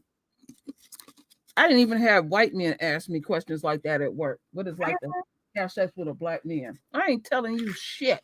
Mm-hmm. But yeah, you know, they have all the time. Yeah, they want to get their freak on with a black man. We already know this. Mm-hmm.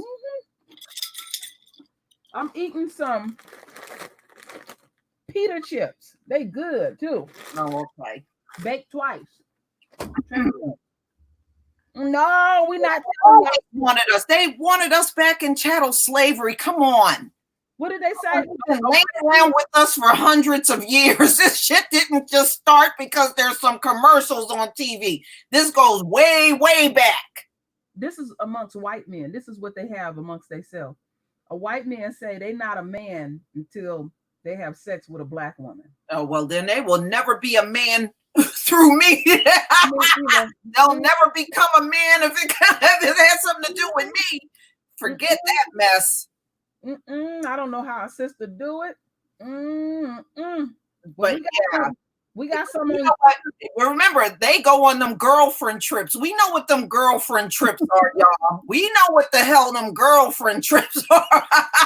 Remember I told you that video I seen? These women, it was some fat, wealthy white women from the UK. All of them shaped like barrels. They went over to some region in Africa, and the brothers, they put on a little African guard to play the little game, and they was just going over there for sex. And so this one lady married one of those guys and brought him back to the UK, and they had been married like 5 years, and she was pissed off because she said he don't work. And when they interviewed him, he said he did work. He worked pulling his pants down for a living. And that's what he said. He said, yes, he said that he kept his end of the bargain up. He don't know why she upset. Now she want him to work, you know, the traditional marriage and all of that type of stuff like that. But you know what? She won't send him back, because she sent him back. She ain't gonna get none. She ain't gonna get none. She already know it. She gonna be looking sad and everything. She'll ask women. When you watch the videos with those women that fly over to Jamaica and Africa and play, them women look like donkeys. they have been I guess they've been married for so long, and they've been with the same. They're just not turned on by the man they're with. They just got to get a black man, and they'll fly everywhere. But y'all notice one thing. You don't see a plane full of black women flying to Ireland to lay around with the men. That ain't our thing. We ain't gonna pay 5 cents to go fly somewhere to lay around with them. Me and about 5 or 6 we're gonna get together.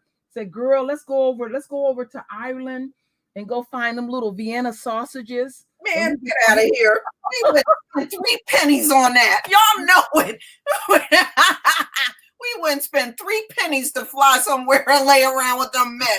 I can stay right home. Trust me, that's a one-sided thing. That sure is. That is one-sided for real. Man, you gonna go? Man, black women gonna spend their money to go to Ireland to go search for Vienna sausages? Oh no, hell no. We ain't spending shit on that. I wouldn't spend 5 cents to cross the street to stand next to one. Are you kidding me? Gonna hunt for Vienna sausage, Lord. Yeah, see, that ain't our thing. You ain't never gonna show a video with black women, a group of black women flying to Europe to land. Man, please. Lord. Please. I'm not the one. You got everything that you got at home, and then you leave the house to do that. Yo, something wrong with you. We don't have that reputation. No. We don't have it. Becky got that one all by herself. We don't swing that way. Just the thought of us flying somewhere to lay around with them just makes you laugh. Oh, I just want people to know. I'm gonna keep it coded. I found out, and you can do your own research. Y'all really need to drink that sour sap tea, brothers. It really helps. That's all the stuff. That tea is a miracle tea. That's all I'm gonna say. I found out something about that tea. Lord have mercy. Yeah, maybe a black Brit, but not. Well, I seen some of them rough-looking people over there in Great Britain. Some of them motherfuckers got brown teeth. They sure do. They got some looking teeth. I don't know. Maybe it's the hard water over there or something. People ain't never seen a toothbrush. I can't go to bed without brushing my teeth. Yeah, I seen them old bad looking horse teeth they got. You're supposed to brush your teeth and rinse your mouth real good before you go to bed. But man, you look at them. There's no way we would hop a plane to even. Oh no. Oh yeah, like Boris. No. My husband keep asking me why Boris won't comb his hair, and Boris got a bunch of children too. Yeah. Wow. Yeah, Never say those women won't lay down with anything because they sure would. Money. Okay, some of y'all is catching on. Yeah, do some more research about that tea. But wait till I do my public service announcement. Boris laying the noodle. Man, that man looks so unkept. It's not even funny. And when I did that video on him, y'all know those were lint balls all over his suit jacket. Someone wrote in the comment, maybe that was dandruff. No, I know the difference between dandruff and lint balls. That was lint balls. Lisa, I think he's sleeping his clothes. He probably do. And then wait a minute. Let's not forget about that big ass sore we seen up on his wrist. On his wrist, yeah. And that sore had been there for a minute. That was a big, nasty sore. Sure was. And Lisa was telling me a while back, the women that he been with, he treat them bad too. He treat them women bad he been with. Yeah, I saw pictures of his brother. They look just as recessive as he does. It looked like that's just a family thing. You know what? I seen a picture of his mother and his father, the whole family together.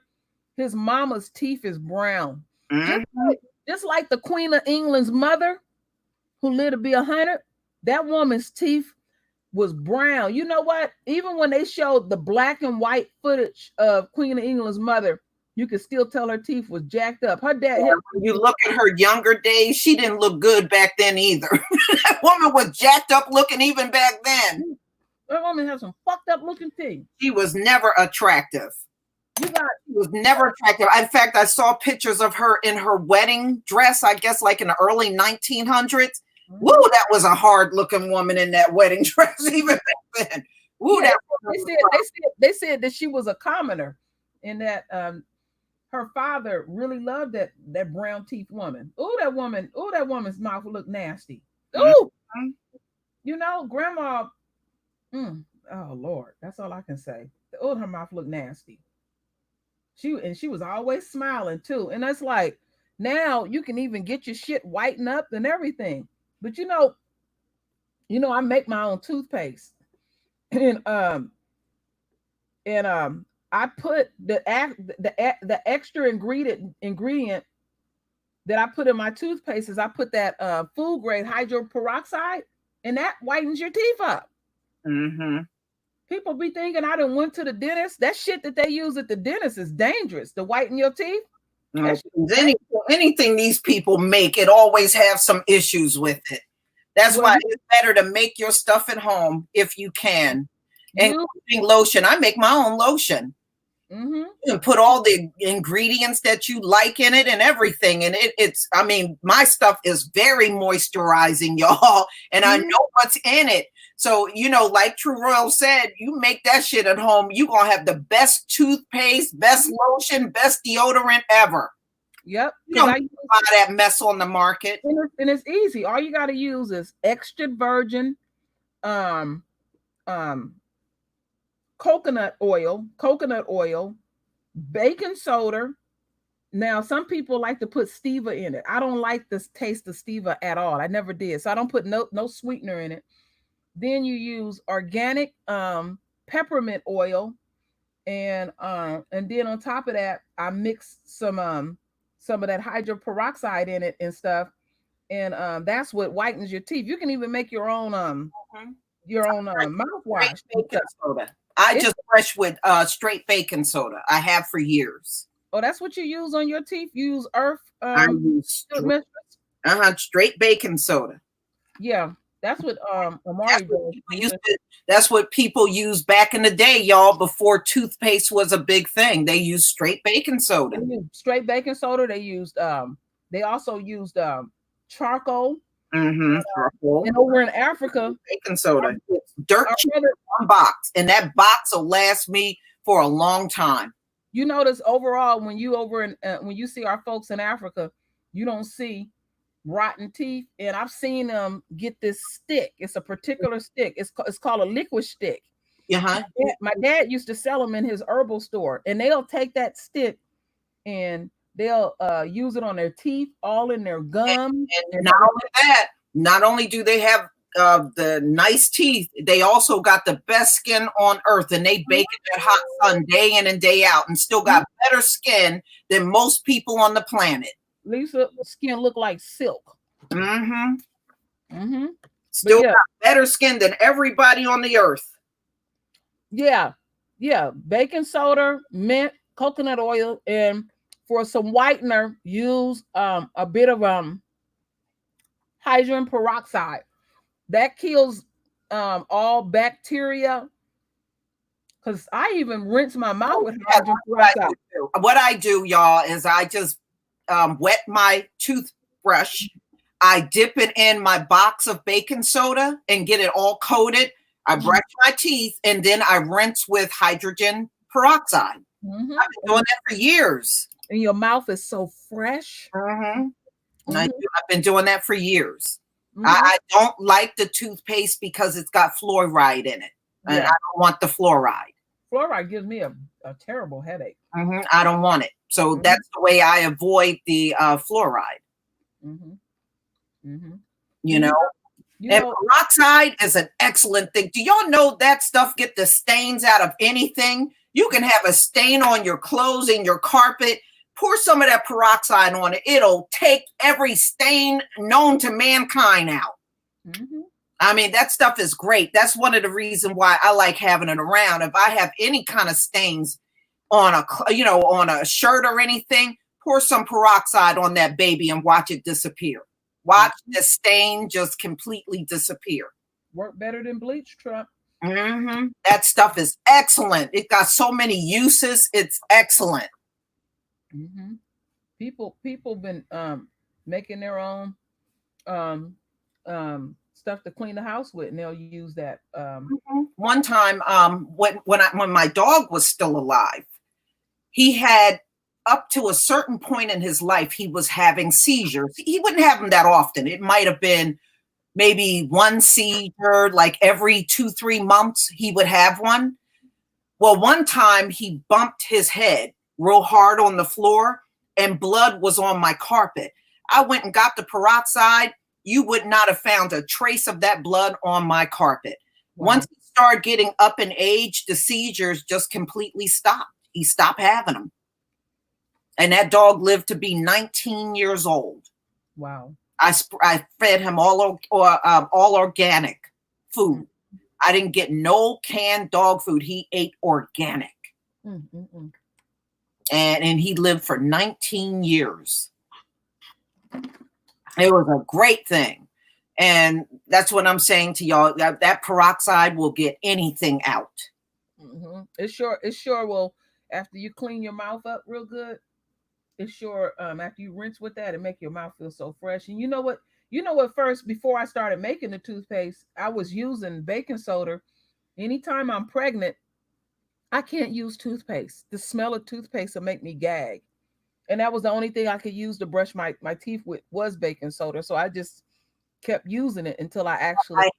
I had an American Eskimo dog. I'll show you what it looks like. Hold on, y'all. That's what I had. I'll pull up a picture. I have a picture of him, but I never uploaded it.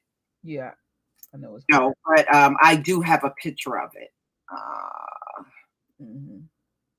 But that's what made me start using baking soda, because I couldn't use the toothpaste. Like certain things when you're pregnant, it just make you sick. Like I couldn't stand the smell of cooking oil, stuff like that. And when I was pregnant, I brushed my teeth and I was like, wait a minute, toothpaste about to make me gag. I said, you still got to brush your teeth. Use the baking soda. I didn't get that reflex in me. But right. When you use that stuff, it's abrasive and it really cleans your teeth good.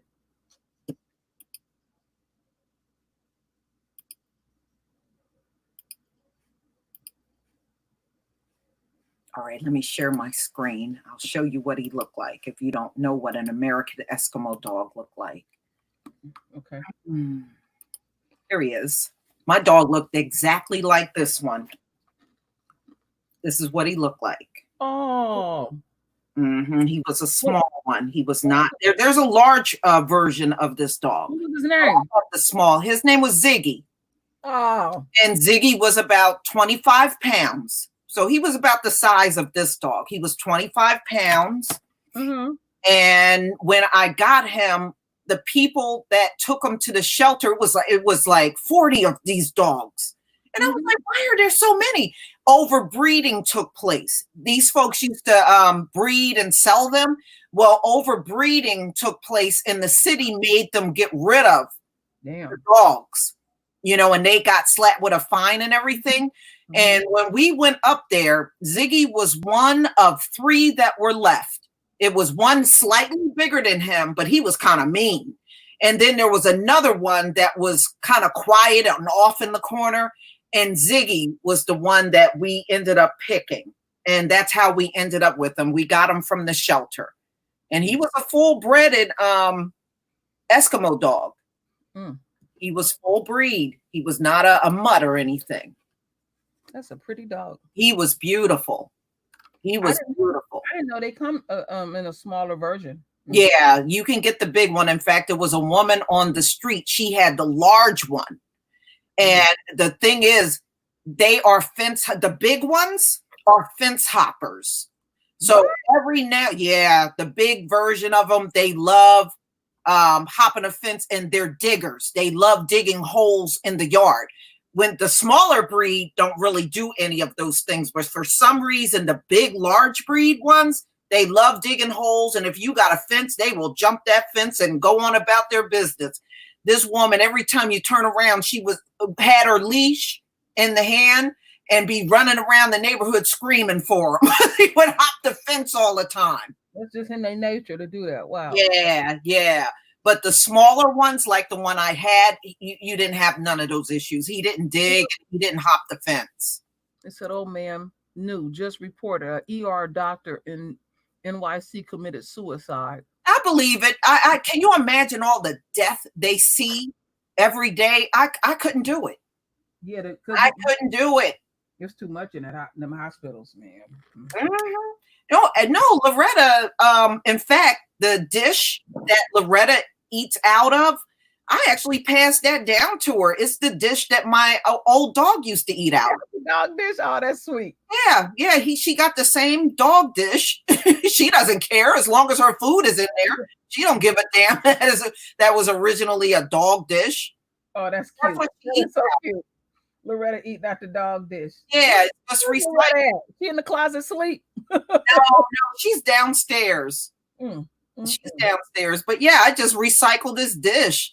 I mean, it don't look like it looked like it could go for a dog or cat. You know what I mean? It's not like it has bones on it or it looks like it's for a dog. It really, you could use that for a dog or a cat.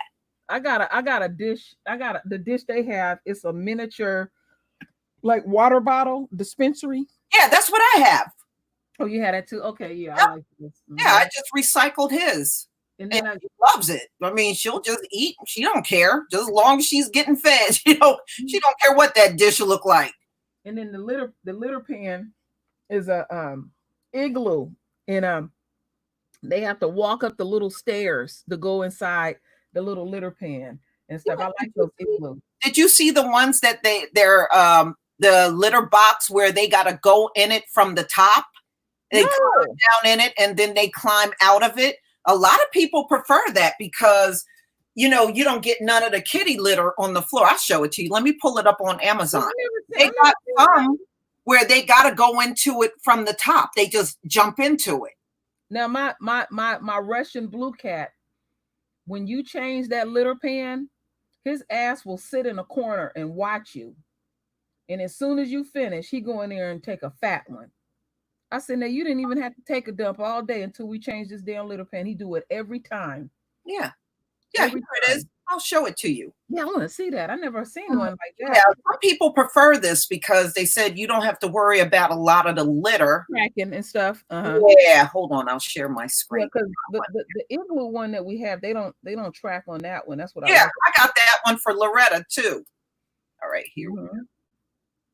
All right, here, y'all. Here it is. See?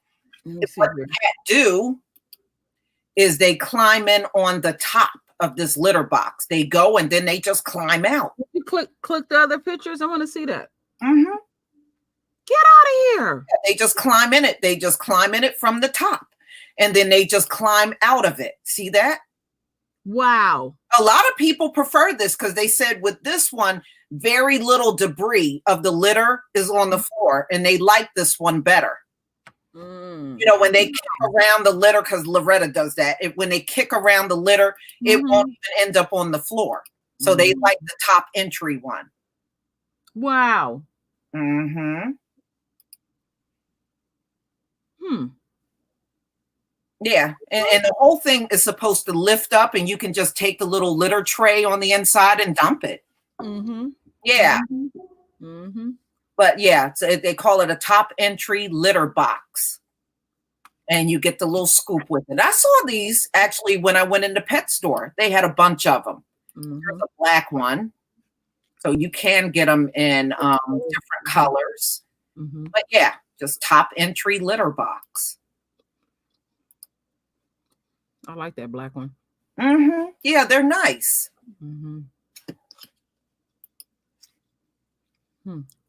Okay. And it depends on, it depends on what you want. Because you can get them even, I've seen some that were round. I saw some that were square, so they come in many different sizes and shapes too.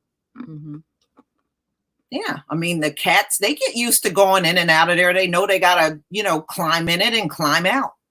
Mhm. And, and cats have a lot of agility. So it's nothing for them to do that. Yeah. Yeah. And it's just natural for them to like going into little cubby holes and little Climbing on stuff, that's natural for them too. Yep. Mm-hmm. Mm-hmm.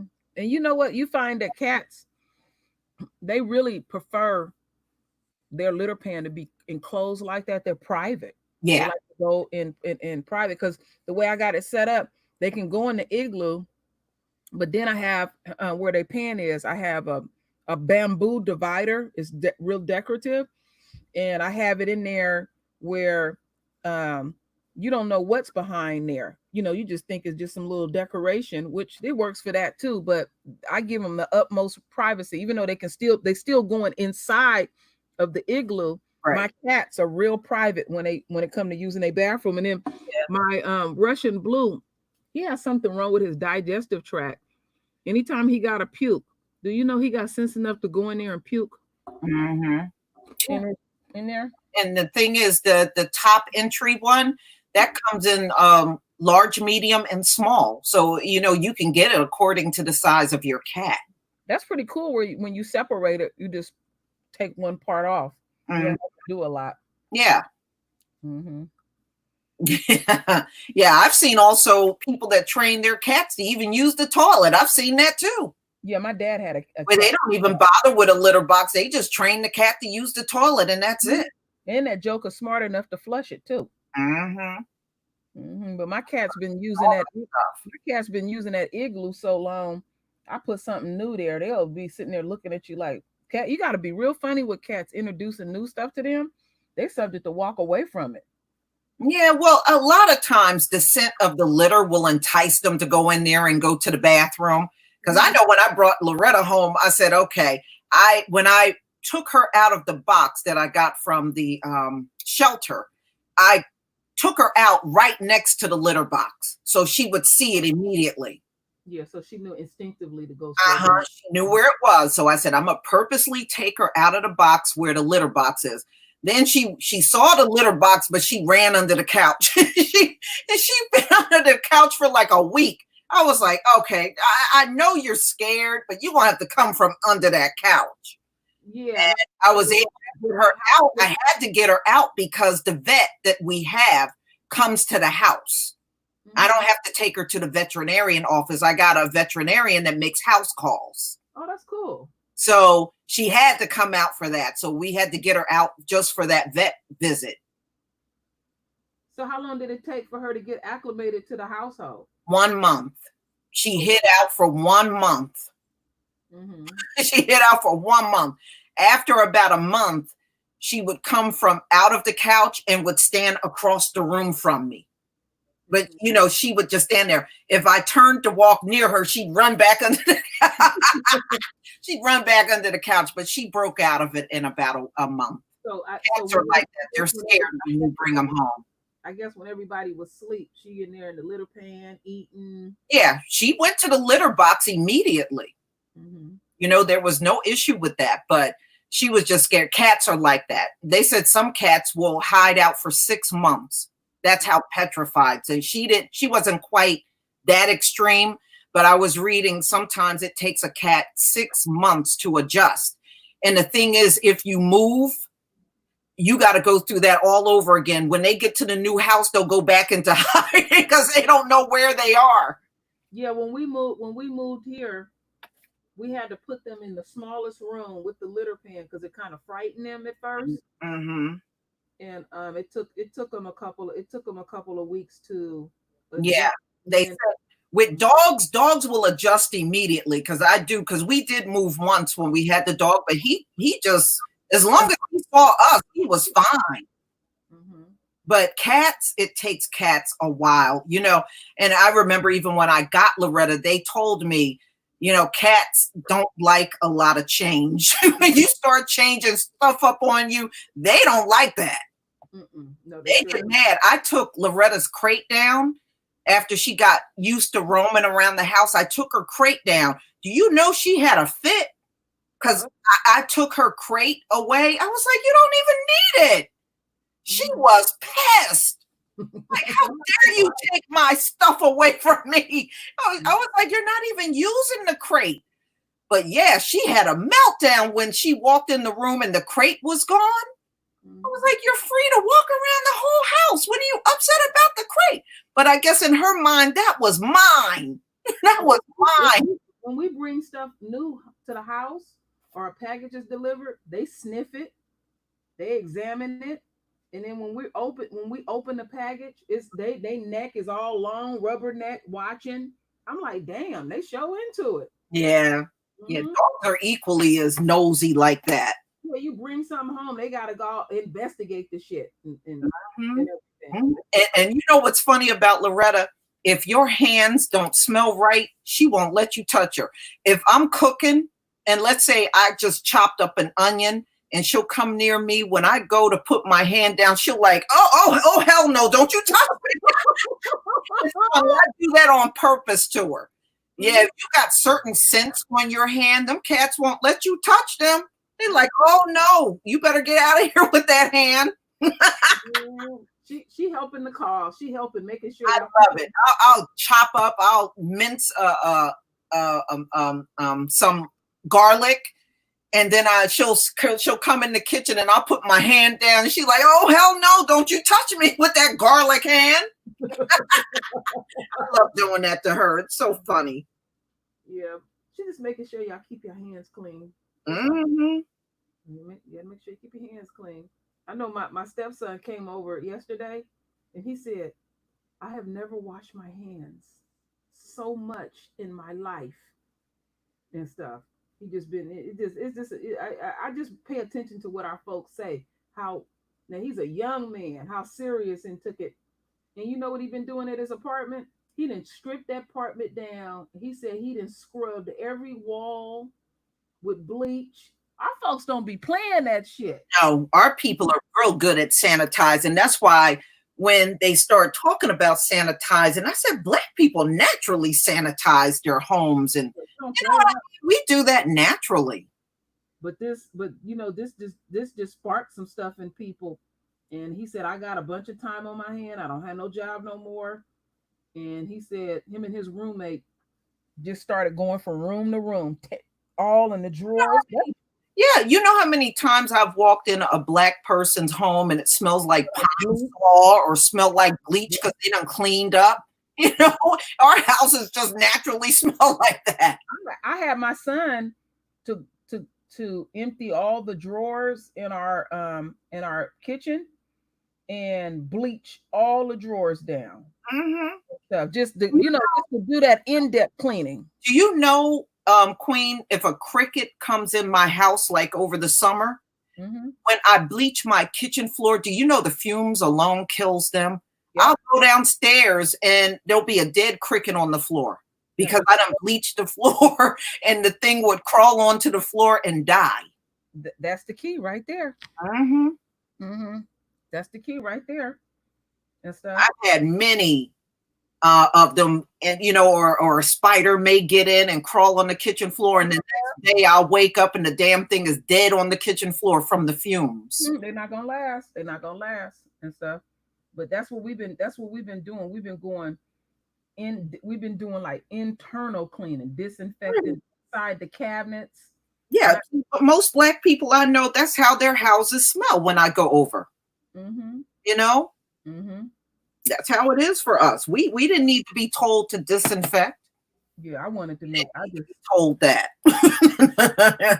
No, we did, like you said, we just naturally did that. But since I don't know, I just said to my son, which we do that, but it was just like a little extra something after you heard all that. I said, you know what? I said we're gonna slowly but surely. We don't have to rush through it.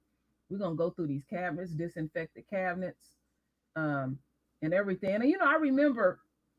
I don't really get that many canned goods. I'm not into canned food, but I can remember, I don't know who it was around me, but when they would go shopping, they would make some dishwater and wash all the canned goods they would buy. Do anybody ever remember anybody doing that around you? Washing the canned goods from the store? My grandmother, I remember Queen, I remember when she would buy a gallon of milk and she would take the gallon and put it right in the sink before she would put it in the refrigerator and clean it real good.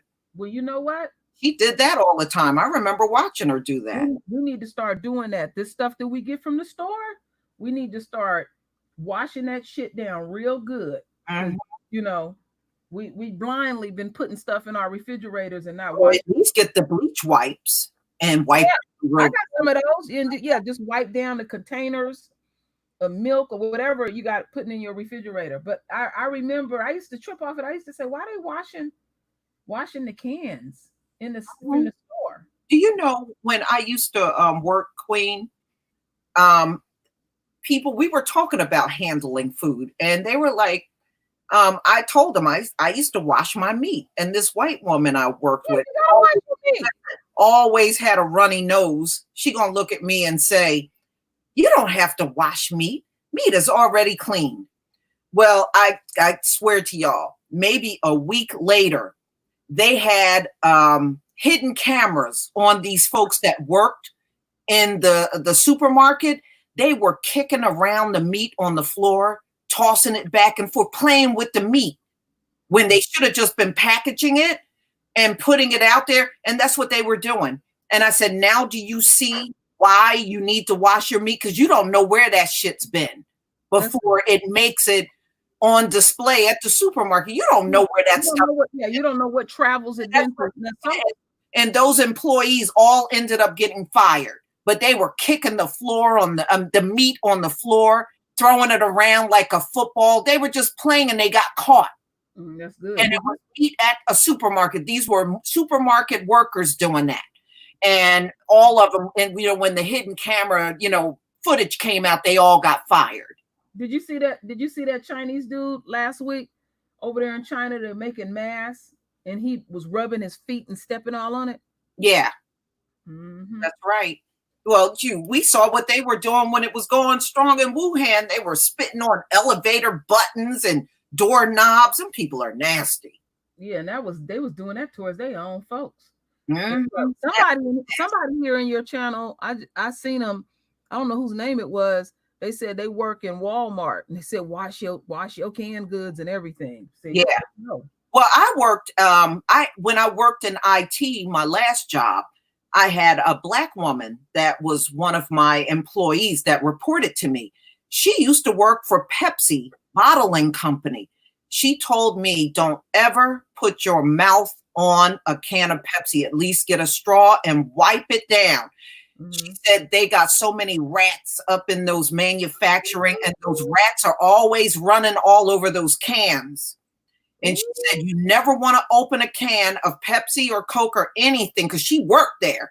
And she said, don't ever open those cans and put them directly to your mouth. Mm-hmm. That's what she told me. She said, wash the can and get a straw or pour it into a cup, but don't put your mouth on the can. Yeah, so that's another thing. That's another thing that people at home who don't know what to do with their kids have them babies in there washing the groceries that come in. You know what I'm saying? That's another teachable moment for them. And but you know what she was saying makes sense, because damn near all of these warehouses around the country, let's face it, they got all kinds of rodents in those places. Yeah, it's hard to control all that stuff, and that's just the way of doing it. Just wash that stuff down. Yeah, and that's what she told me to always do, because she was like, look, I worked for Pepsi and I saw them rodents in there. Mm-hmm. A lot of people, we take things for granted because we can just walk in a supermarket and buy it, but you don't know where it's been. You don't know what journey you've been on. Right. Before it even reaches you. Yeah. Yeah, it is nasty. But you know what? This is the way things have been ran in this country from day one.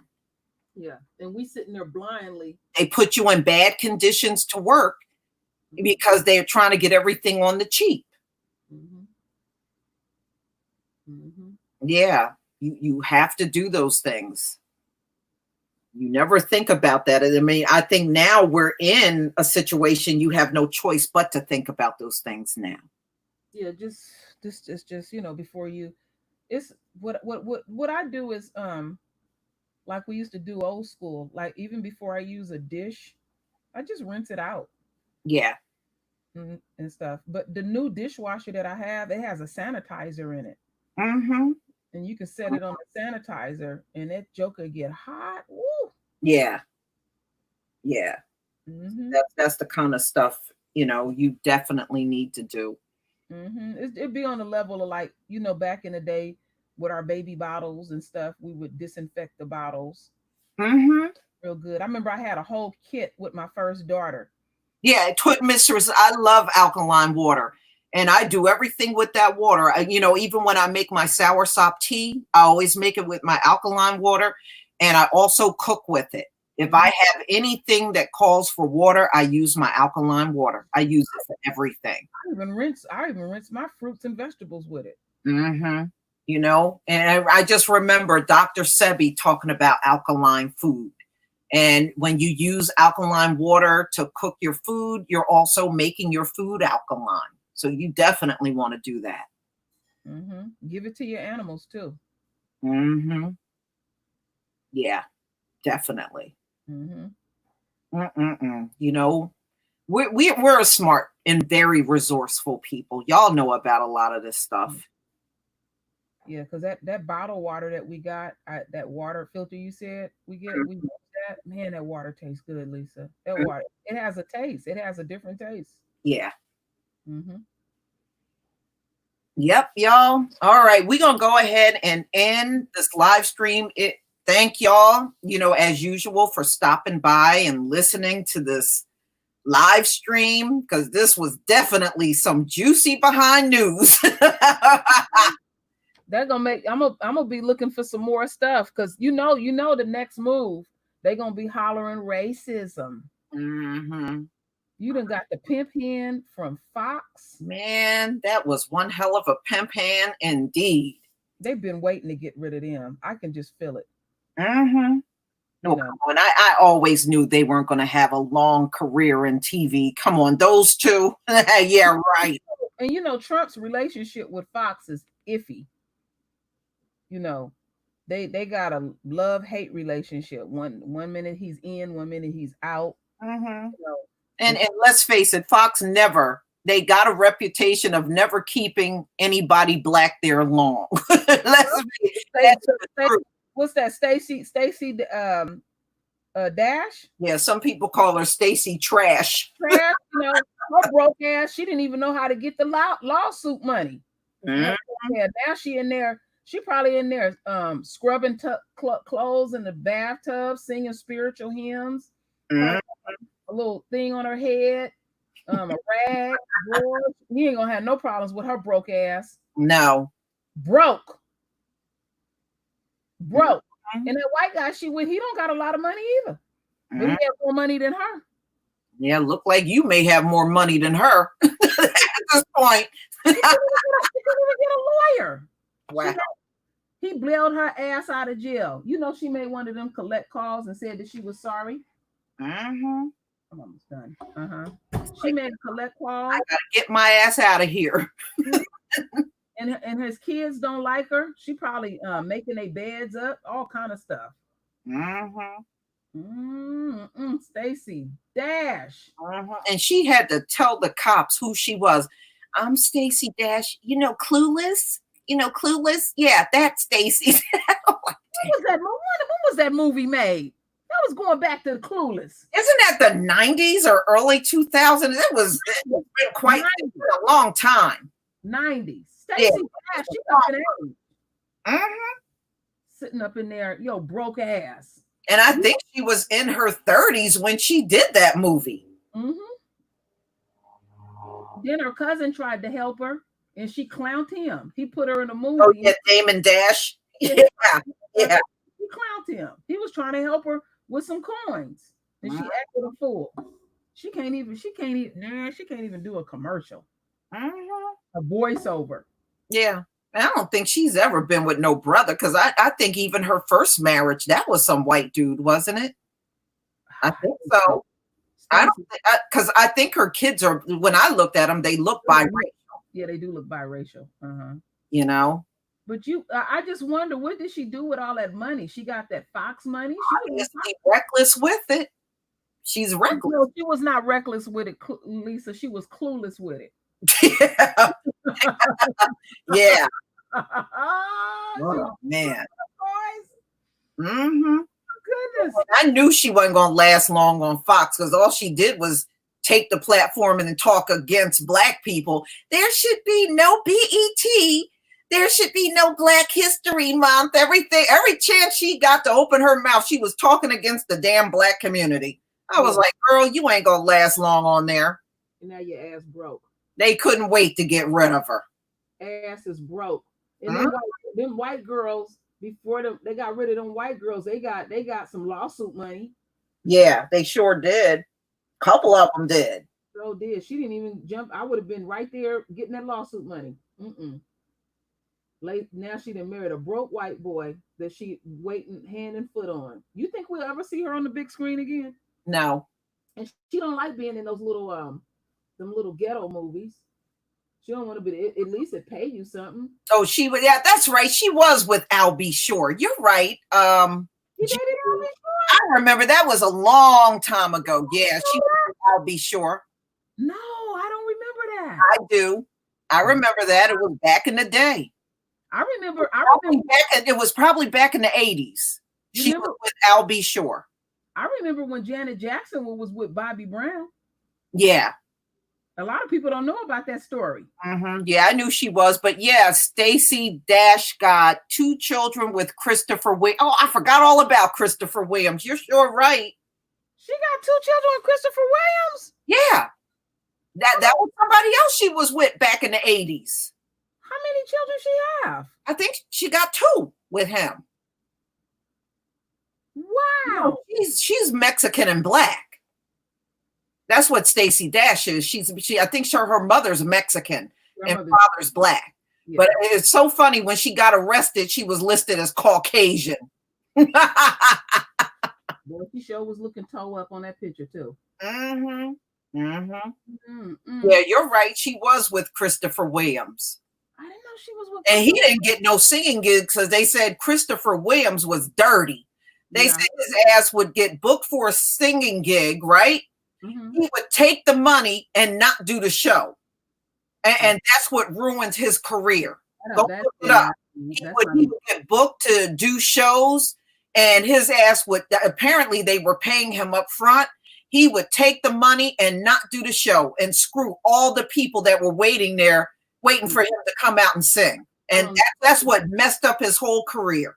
How long that's going to last? It didn't last long at all. You see how he disappeared. You don't even see him on any circuit singing now. No, that people will get that news out quick in that arena, and you ass out. That ain't cute at all. He messed up his own career doing that mess.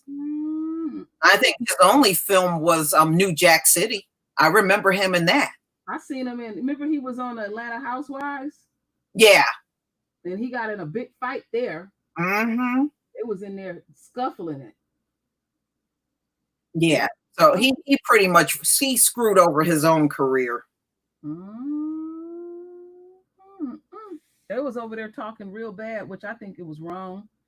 Keisha Knight Pullman, she had a baby with that dude that got baby. Yeah. I don't know what she was. I don't know why she hooked up with him. That dude didn't have nothing. She hooked up with him for. She was desperate for a baby. That dude is broke. He got kids everywhere. And they said somebody was saying she don't deserve to get the child support. Well, he got to take care of his child. Yeah, he sure do. I don't know why you feel that way. He's still responsible for what he brought in this world. And women, I don't agree with that. Women was all gawking at him because he got a nice body, but shit, a nice body and you broke ass. Yeah, you can keep that. Yeah, I said, boy, I don't know what was attracting her to him, because I was like, he doesn't have nothing. He's just some broke from the hood. I really think it had a lot. She was desperate for a baby. I really do. Yeah, it could be. Because he was saying she was really pressing to have a child.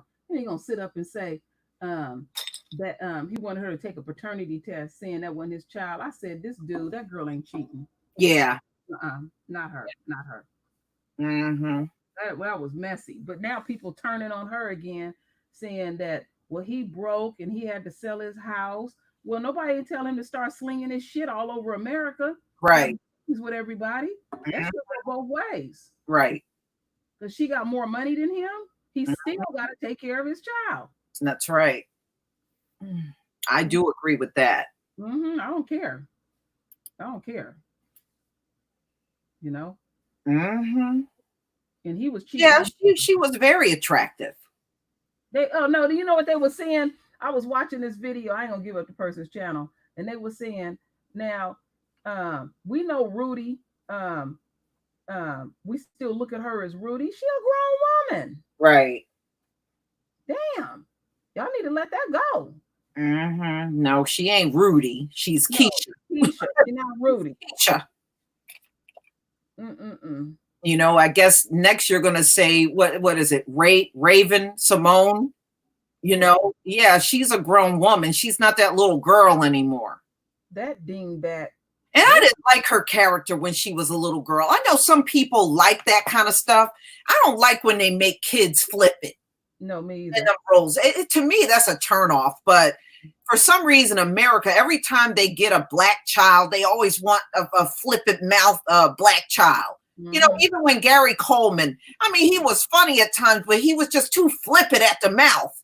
And most black parents don't put up with that mess. Well, that's even back when they had Good Times and they was having Jimmy Walker upstage the father in there. We don't allow that in our community. No, we don't allow that mess.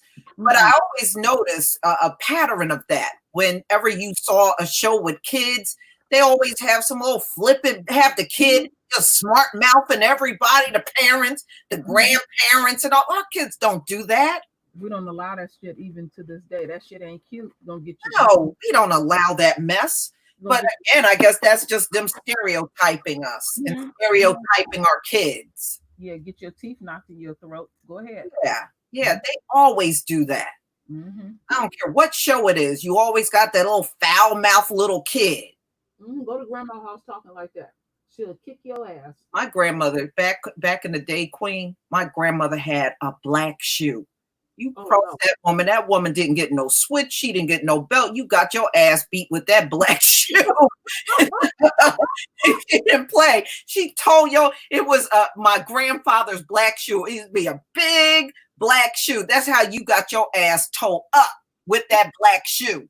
She had the designated shoe. Lord. She didn't whoop you with no switch, man. The switch was easy. You got the shoe.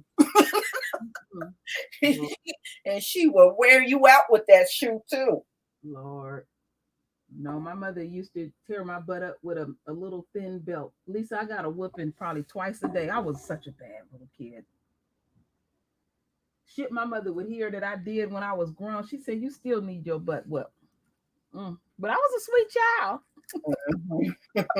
No, I didn't get excessive beatings. You know, I probably deserve some. But I didn't get a lot of them. But you know, when I did get it, I did deserve it. But no, I did not get excessive beatings. And my dad didn't really beat me at all. My dad never touched me. My dad never touched me. He didn't touch me like that. If I got a beating, it was always from my mom. My dad would not put his hands on me like that. My mother tore my ass up. But he would yell at me. And just my dad yelling at me would make me cry. Mm-hmm. You know, that hurt me. So he didn't have to hit me. No. There were times when my dad would get so upset with me and I would just cry because he was upset with me. Mm-hmm. So he didn't have to hit me. No, what got me in trouble was shit that they would find out later. Mm-hmm. Something they would find out later. They'd be like, Kim had her ass out in the street with them boys. I'm gonna kick your ass. I plead the fifth. I'm gonna say nothing. Well, one time I was in the car with 4 guys, right? Ouch. And my brother went to tell on me, and I convinced him it wasn't me in that car. It was me, but I was able to convince him after about arguing for about 20 minutes that was not me in the car. That was, but I confess now, that was me in the car. Did you tell him later, years later? Yes. No, he was mad. But I had him convinced, no, that was not me. That might not me in the car with them guys. That was not me. He was gonna go home and tell. Lord. Yes, he was. Lord. He was ready to tell on me, but I had him convinced. I don't know. I know that looked like the outfit I had on. That was oh my goodness. Wasn't me. You really got that mistaken. No, me. I wouldn't do that. Oh my goodness. Lord. Oh, that is funny. Mm-hmm. So who is going to tell you, mother or father or both? Both. And what had happened was, Queen, I was hanging out with them. We had cut school. Oh, Lord. We had cut school and went out joyriding for the whole day. That's all we did. We went out joyriding. It was just, I was the only female in the car. Oh, my goodness. And he happened to see his sister. Oh, he saw us. And see, he's 3 years older than me. So he was driving at that time before me. Oh, Lord. So he saw me. I swore up and down. Nope, that wasn't me. I know they had the same hairstyle and the same that wasn't me. Oh my goodness. And he believed it, Lord. I had him convinced. I had him convinced. That is hilarious there. Yeah, he was doing his job being the big brother. Mm-hmm.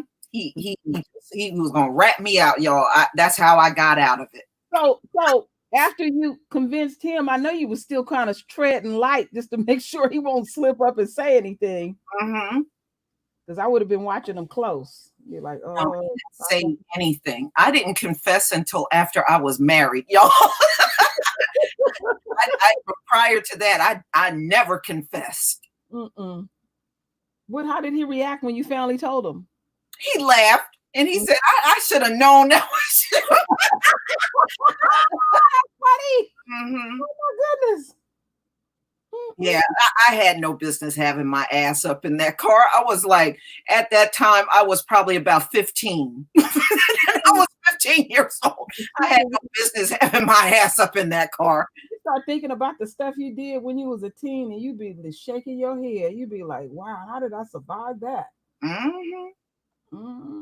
you know, there were times I really should have had my ass beat and I didn't. One time, I did not get home. I don't know how I got out of this one, Queen. My mother used to work second shift at the local newspaper. She was there for 22 years. I had just came in from a house party. I just got home. I got out of my clothes, but I had my bathrobe on, and y'all, I still had on a face full of makeup. My mother came in the door probably like 15 minutes after I got home. I rushed in and I took all my clothes off and I put my bathrobe on and I went back downstairs. My mother came back she came in the door and she looked at me and she was like, "What are you doing up?" I said, "Oh, I just got kind of thirsty and thought I would come down and get something." Man, I was so happy. My mom was super tired and went up and went to bed. I think if she would have took a closer look, she would have seen all that damn makeup still on my face. I knew I was lying my ass off, but she didn't catch it. She didn't catch it. I think she was just exhausted from working her shift. Yeah, she didn't really look at you with the but makeup. I had a face full of makeup on. My hair was still did and everything. it was like going on 2 a.m. I had no business bringing my ass in that late, but I did. I used to do stuff like that. Boy, I should have had my ass toe up. And I would wait till my mother go to sleep and crawl out the window, be gone. Man, I should have been busted badly that night. I should have been busted bad. I get home hours later, she still be sleeping in the same position. I'd be like, damn. I never I was always leaving that house. Mhm. Then I become a parent. I become a parent and become strict. And my family was like, "Why are you so strict?" And then one of my cousins was mumbling under her breath, "Yeah, if only y'all knew." That's why she said, "Oh my Yeah, goodness." man. Mm. Yeah, like I said, Did there you were times I should have had my ass beat. cover the makeup on your face when you went back upstairs? And Yeah, I know yeah. you. Oh damn! Let me get this off. What I had were facial wipes, and I just got it off that way because it would have made too much noise if I would have went in the bathroom to wash my face. But yeah, I was, man, I was shocked I wasn't busted. I just knew when she saw me at nearly 2 a.m. looking like that, she would have known you just got in here, didn't you? Real fresh. Hair whipped up real nice. Mm-hmm. You don't have that look like y'all know them house parties. Y'all know what it's like in them house parties. Red light parties. Mm-hmm. Oh, yeah, we were bad, especially by the time I got in junior high school. We were bad, y'all. Y'all remember Spin the Bottle? Yeah, I didn't spend that. We were 13 years old, down in the basement at a house party with all the lights off, practically playing Spin the Bottle I know about basement. And then, of course, when the adults would come and turn the light on, oh no, we ain't doing nothing but listening to some music. We know we lying our asses off. We're playing Spin the Bottle. Oh Lord.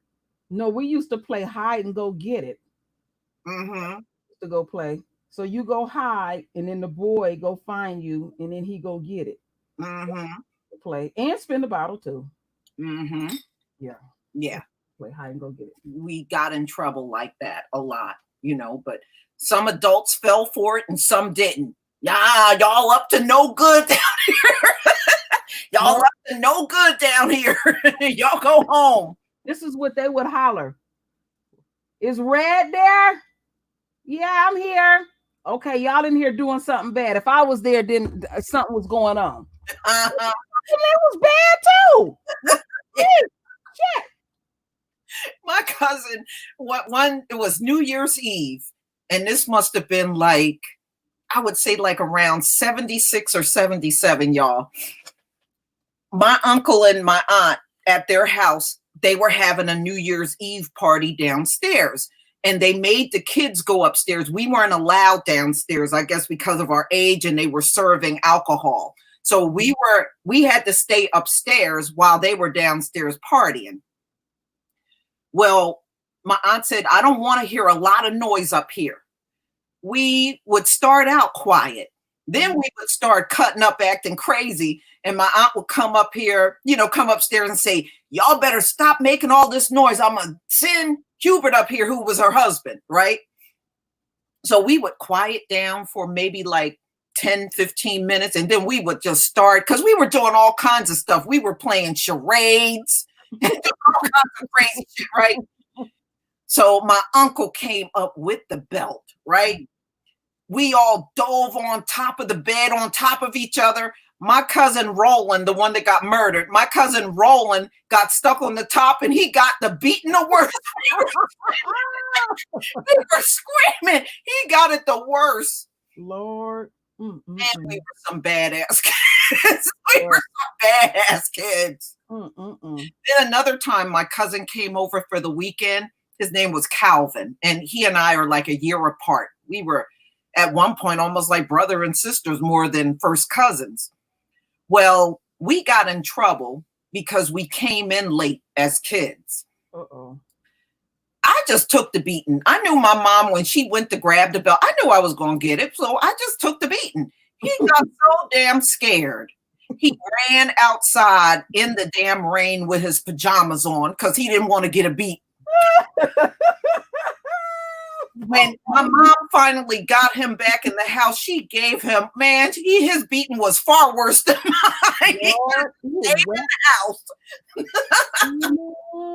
He got his ass toe up. Lord. See, them parents back then, they didn't play. They didn't care nothing about no You know, they didn't care about no cop being called. You didn't call no cops like these kids do today. You didn't call no cops. Mm-hmm. The cop would have left and you would have got another beating. That's how our parents were. Mm-hmm. That's the way it's supposed to go. Mm-hmm. Mm-hmm. No, you know, Anthony, I was allowed to wear makeup, believe it or not. You know, I would get makeup, Mm-hmm. but it was very obvious that I had just got in. Mm-hmm. And another giveaway was it was snow on the ground. Mm-hmm. And, you know, I had been driving my car and my car didn't have no snow on it. That was another giveaway.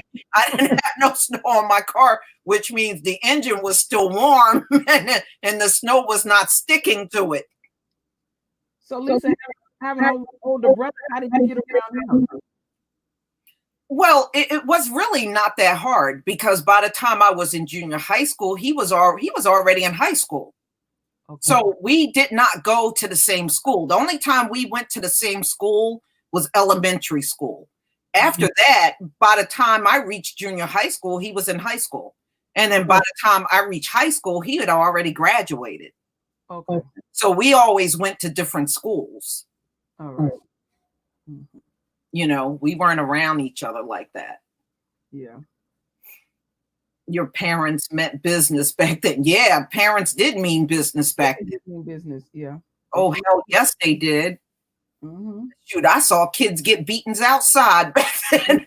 The parents would come on the street after their asses and beat them right in the street. I've seen that too.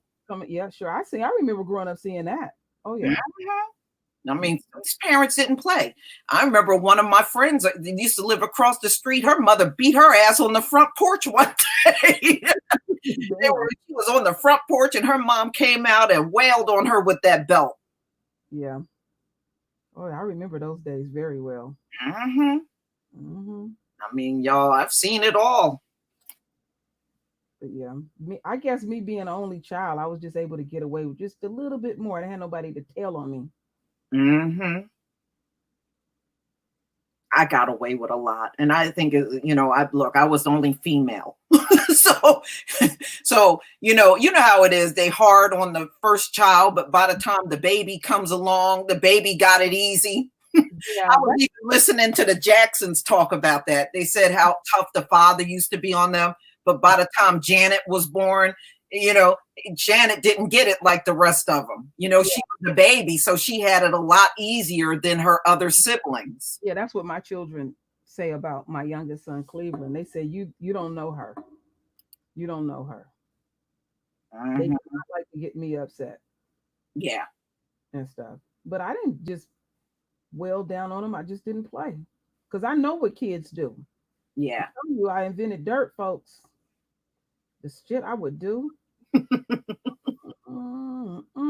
And my mother said, if you wasn't grown, I would tear your tail up to find out some of that stuff that I would do. Mm-hmm. Oh yeah, my mother told me to confess one day. She was like, "What did you do that I didn't know about?" I said, "I'm telling you everything." No, I ain't gonna repeat some of that stuff. I said, "I can't be telling you everything. Just know I'm still your angel, right?" You still for you. I'm here for you. Oh yeah, Whitney, yeah, because you know Whitney was from New Jersey, so I heard a lot of that stuff that came out of Newark on her. Yeah. Mm-hmm. I know. Lioness, she knows Whitney. Mm-hmm. She told me some stuff about Whitney. Yeah, I mean, we knew that all over the state of New Jersey about Whitney, even her lesbian. Yeah, she was Robin. Yeah, all the lesbian stuff that had came out about her. I knew about that before she even made it big. Mm-hmm. Yeah, because her mother told her and Robin they couldn't be friends like that no more. Mm-hmm. Yeah. Her mother knew something was going on. Yeah, and you see how tough her life is now. Mm-hmm. Robin put out a book. I bought it. Mm-hmm. Yeah, I saw her interview where she was crying and everything. I saw the actual interview. I seen that interview. That was a deep interview. Mm-hmm. Yeah. Mm-hmm. Oh, we got some more only children here. Oh, Queen Latifah. Oh yeah, we know Queen Latifah a mess. Mm-hmm. She's one of many. Yep, but she's a very talented person. I was just looking at the Oh different. yeah, she could. That's one thing about Queen Latifah. She could sing and rap. Did you ever get her jazz album? Mm-hmm. That was a really good one. It was good. See, All of the it's the same way. I mean, a lot of people don't realize she was a singer when she first came out. She got into rap. She was another one of the few that could sing and rap. Yeah, because that whole album that she did, her jazz one, she dedicated it to her mother because she said her mother always wanted her to really just get out there and sing. So she did that for her mom. I liked all the cuts on that one. Very excellent singer. Yes. Queen Latifah did have a brother. One, her sibling was killed. Yeah, I remember. What, on a motorcycle or something like that? Yeah. Mm-hmm. Yeah. I remember that. No, Latifah, she can. I remember all of them. I remember Heavy D. I used to love me some Heavy D. Mm-hmm. When he came out with Mr. Big Stuff, I loved myself some Heavy D. Uh-huh. I used to love that rap when he came out with that. That was one of my favorite back in the day.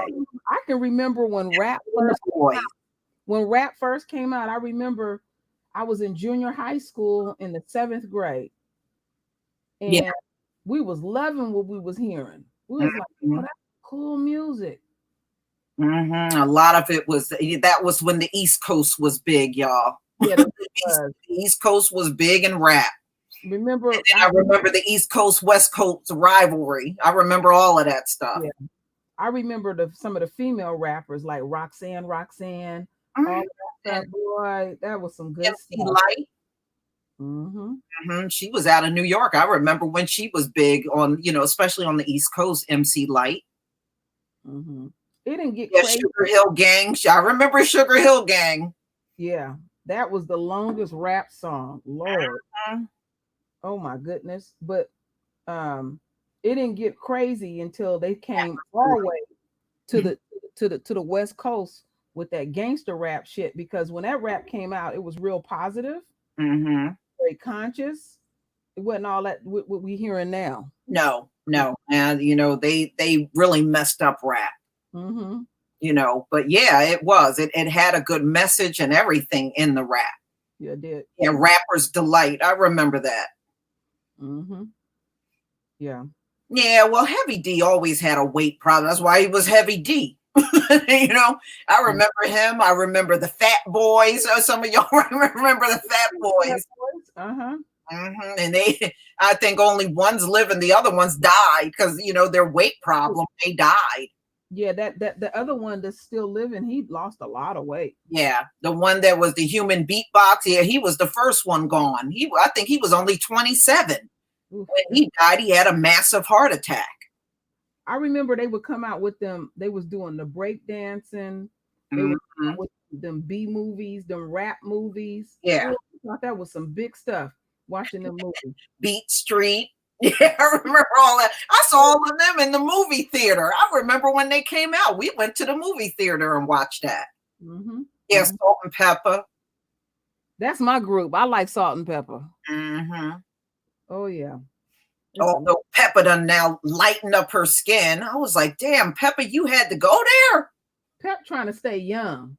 Yeah, well, she done bleached her skin. She don't even look like the same Pepper. Yeah, and then Salt, she done got real religious. Mm-hmm.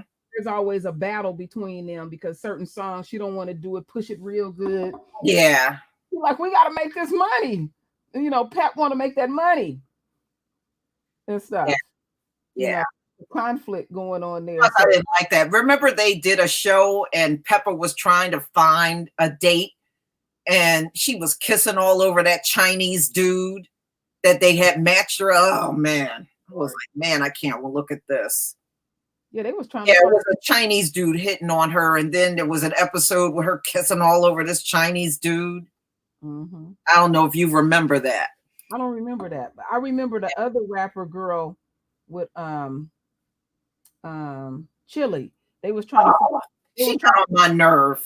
they was trying to find Chili a date. Yeah, and I what I didn't like about Chili was when you go and look at those episodes, she was always highly critical of the black men. Yes. They try to match her with, and then when the white boys would come around, she'd be all giggly. I was like, oh no, you didn't. I remember that. You know what? Linus Tretch, he got into porn. That's what Tretch got into. Mm-hmm. He got heavily into porn. Yeah. Mm-mm-mm. Mm-hmm. I mean, yeah, that's what when I saw that, I was like, oh no, I can't watch this no more. That turned me off with her. She found no fault with the white guys, but every time she was matched with a black guy, she found everything wrong with him. Mm-hmm. Everything was wrong with the black dude. I will never forget that. That's what turned me off. I think I watched maybe 1 or 2 episodes after that. I turned it off. I didn't watch it no more. Yeah, I didn't stay into it. It was something that held my attention. Did anybody see that a couple of weeks ago? No, I know Chili ain't all the way black, but what I'm saying is she was very critical. She had a lot of colorism in her because she was highly critical of the black men that were on the show. She just found fault in everything a black man did. But when she got matched up with a white dude, she just, everything with the white guy was fine. Mm-hmm. And that's what I didn't like. Mm-hmm. Yeah, I didn't like that either. Mm-hmm. And it was very obvious too. Yeah, I was like, wow, she is really picky. Mm-hmm. Really picky. You could tell she was very difficult to deal with, and that's why her and Left Eye got into it a lot because they said she was real money hungry. Mm-hmm. Yeah, they stayed into it quite a bit. Yeah. I mean, yeah, I think didn't she have one Arab parent? Yeah, but the parent was black, I think, something like that. She didn't know for years who her father was. Yeah. So she was raised around black folks. Yeah, but her father, he abandoned her mother. Yeah. And she was on that Sally Jesse Raphael show, and that's how they hooked up. Mm-hmm. Mm-hmm. Yeah. Oh, yeah, the Ghetto Boys. Yeah, Willie D. I remember Willie D back in the day. Me too. The Ghetto Boys. Willie D looks good for his age. Yeah. When Willie D lost his channel, he had reached out to me. He and we talked on the phone for, I would say, a good 20, 25 minutes. And I spoke to his lawyer too, and helping him try to get his channel back. And he was able to get it back. He had that press conference. And I think during the press conference, they put it back up because, one thing about YouTube, they don't want no bad publicity. Yeah, they don't want no bad publicity, but they love fucking over you. I know. Yeah, they sure do. Mm-hmm. But yeah, I remember I watched that press conference because he was telling me about it on the phone. And I told him, I said, oh, yeah, I'm definitely going to tune in when you have the press conference. And yeah, before that conference was over, they threw his stuff right back up. They ain't bothered him since. You notice that? Mm-mm. Mm-mm. That was unusual, though. One thing about YouTube, they won't mess with celebrities that much. It's very rare for a celebrity to lose their channel, So what happened to him was really very unusual. They'll come after somebody like me before they go after a celebrity. Mm-hmm. Yeah, I thought that was unusual too, because even the worst celebrity, they'll just stay away from them. Yeah. Mm-hmm. I guess Oxyman must be at home. You've been on here for a minute. No. He's either a contractor or an employee. Because if you notice, when YouTube sent their employees to work from home, that's when he disappeared. That's why that dude works for YouTube. Mm-hmm. He's robbing the company because he ain't doing no real work. He's out here trolling people. He ain't doing no real damn work. They suffering when they can't troll. That stuff really disturbs them when they can't do that. Yeah. See, if he tries to log in remotely and try to troll, it'll get picked up immediately. That's why he's not doing it. He would get caught immediately. Yeah, Oxyman. Mm-hmm. We know you're an employee or contractor. You hooked up with YouTube, brother. We know you are. You're not fooling us. You didn't disappear for no reason. You disappeared because YouTube closed up shop and you have to work from home now. So you got to do some real work now and earn that paycheck. Can't fuck around now. I wonder how many of them in YouTube got sick with that shit. I bet you some. And I think in order for them to close up shops, somebody had to get sick. Mm-hmm. You don't know how many, it's not like they publicize that stuff. Damn. But you can best believe somebody was getting it because they closed it up. Yeah. Yeah. I'm still, I still been checking with family and close friends. I only known of 2 people to get their stimulus check. Yeah, well, they claim on the 29th of this week, a lot of people should see their direct deposits. So we shall see. I didn't see a dime. So I haven't seen 1 red cent. And shit, some people I was reading, they ain't even got their unemployment yet, let alone a stimulus check. And you know what? It's same here. My husband got his first check, y'all. He got the first one. When we went in to put in the claim for the following week, he hasn't gotten another one since. Damn. Not one. I mean, you can tell they already said the system can't handle the amount of people that are on unemployment. It is 26.4 million people that have filed. And they have never had this amount of people ever in the country's history to have that many people filing for unemployment. And you're talking about this amount of people applied in a 1-month period. Damn. And they're saying it's going to probably go up to 30 million. Wow. That's what they're anticipating. It's going to go up even more. Wow. Wow. They can't handle that. It's a lot of shit we see they can't handle. They have not handled this whole thing at all. But it's funny, though, because remember, they got high IQ. They ran around here for years screaming about some IQ. And now here you are. You should be, if you got a high IQ and so advanced in medicine and science, you should have been leading the world in this thing. Mm-hmm. No, all you got to do, I'm just telling y'all, anything that go bad, anything that go wrong, just put a little bleach on it and it'll deal with it. I'm telling you. That's it. Put a little bleach on it. That's it. That's it. Every time. That's it. Solution to everything. That bleach. Notice, y'all, ever since this stuff has happened and the U.S. now got the most cases and most deaths in the world, you notice nobody's screaming about a high IQ anymore? Shit. They ain't even telling us to go back to Africa no more. They were on that. They were on that hard at one time. They ain't even saying that shit no more. You know what they'll do when shit like this hit them? They stay away from your channels and all of that. We know that. They'll stay away from your channels and everything. They'll do little weak shit like this and put 9 thumbs down. Right. That's all you got left. Yeah. Thumbs down. I don't even care about that shit. Versus 315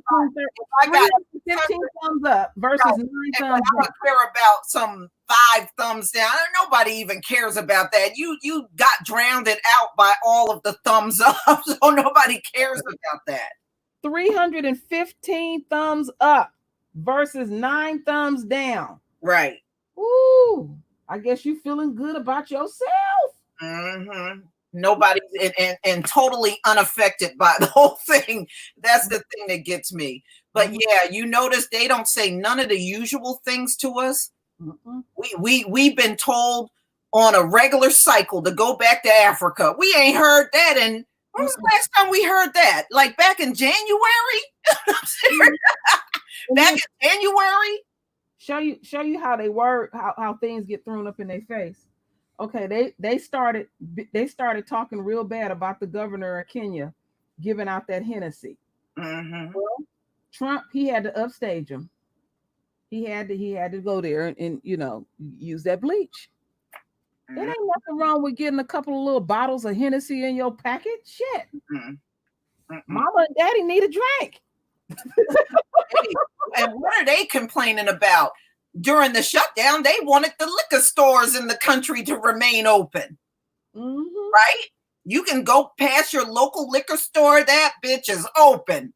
Yeah. So I don't know what they're trying to make a big deal out of.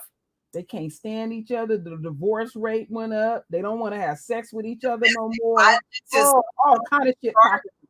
Yeah, domestic violence going off the chart. And today, this morning, when I was looking through the articles, this one woman said her husband was already miserable and talked to her like dirt.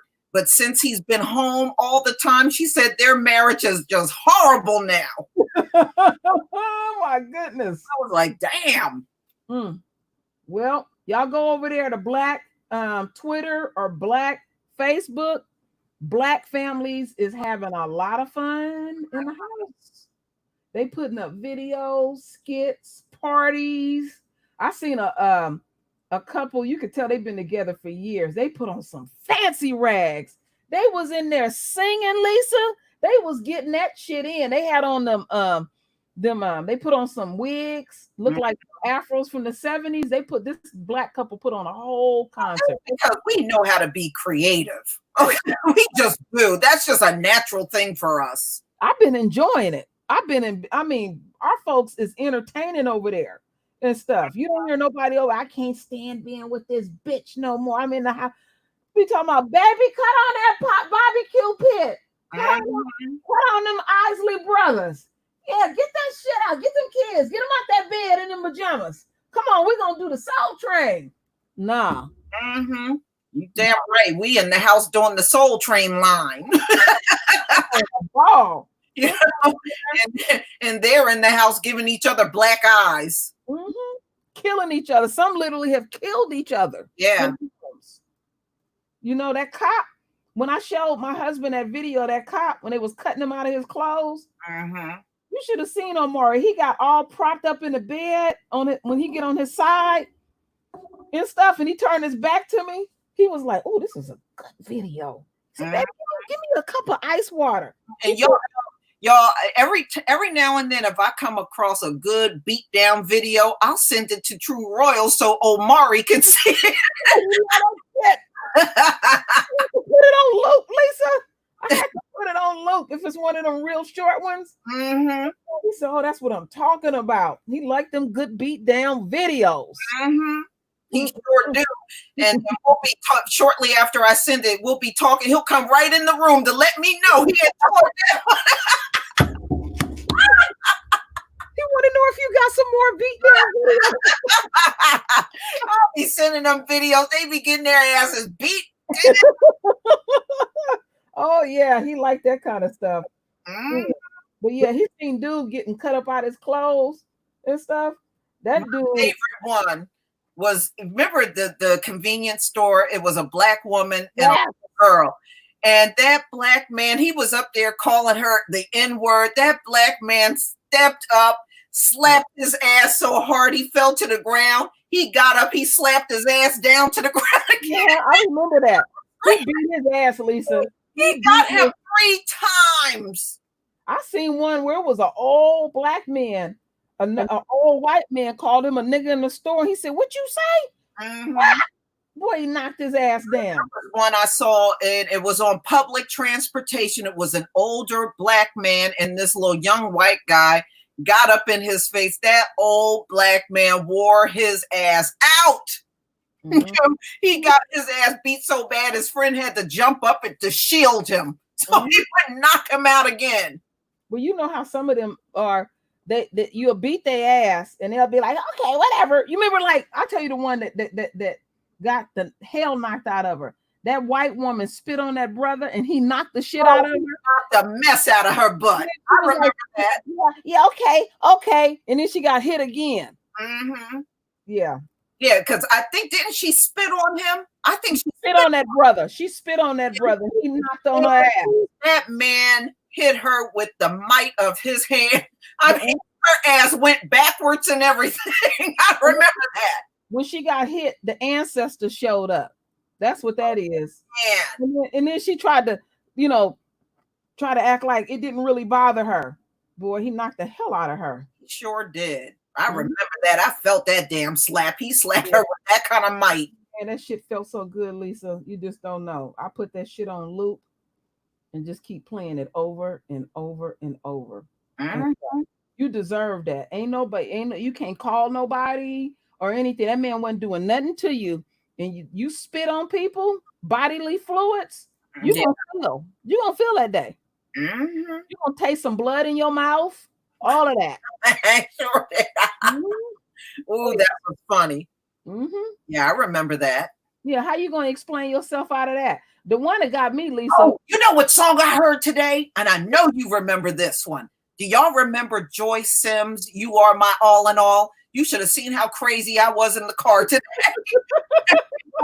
You should have seen how crazy my ass was. Oh my goodness. Oh my goodness. Lord, yes. I remember that. Man, when that song came out, it seemed like everybody had that song pumping up. One time I was in the I was getting gas at the service station, and this young guy was in a big truck next to me. He turned that all the way up. You should have seen him bouncing and dancing all in the front seat.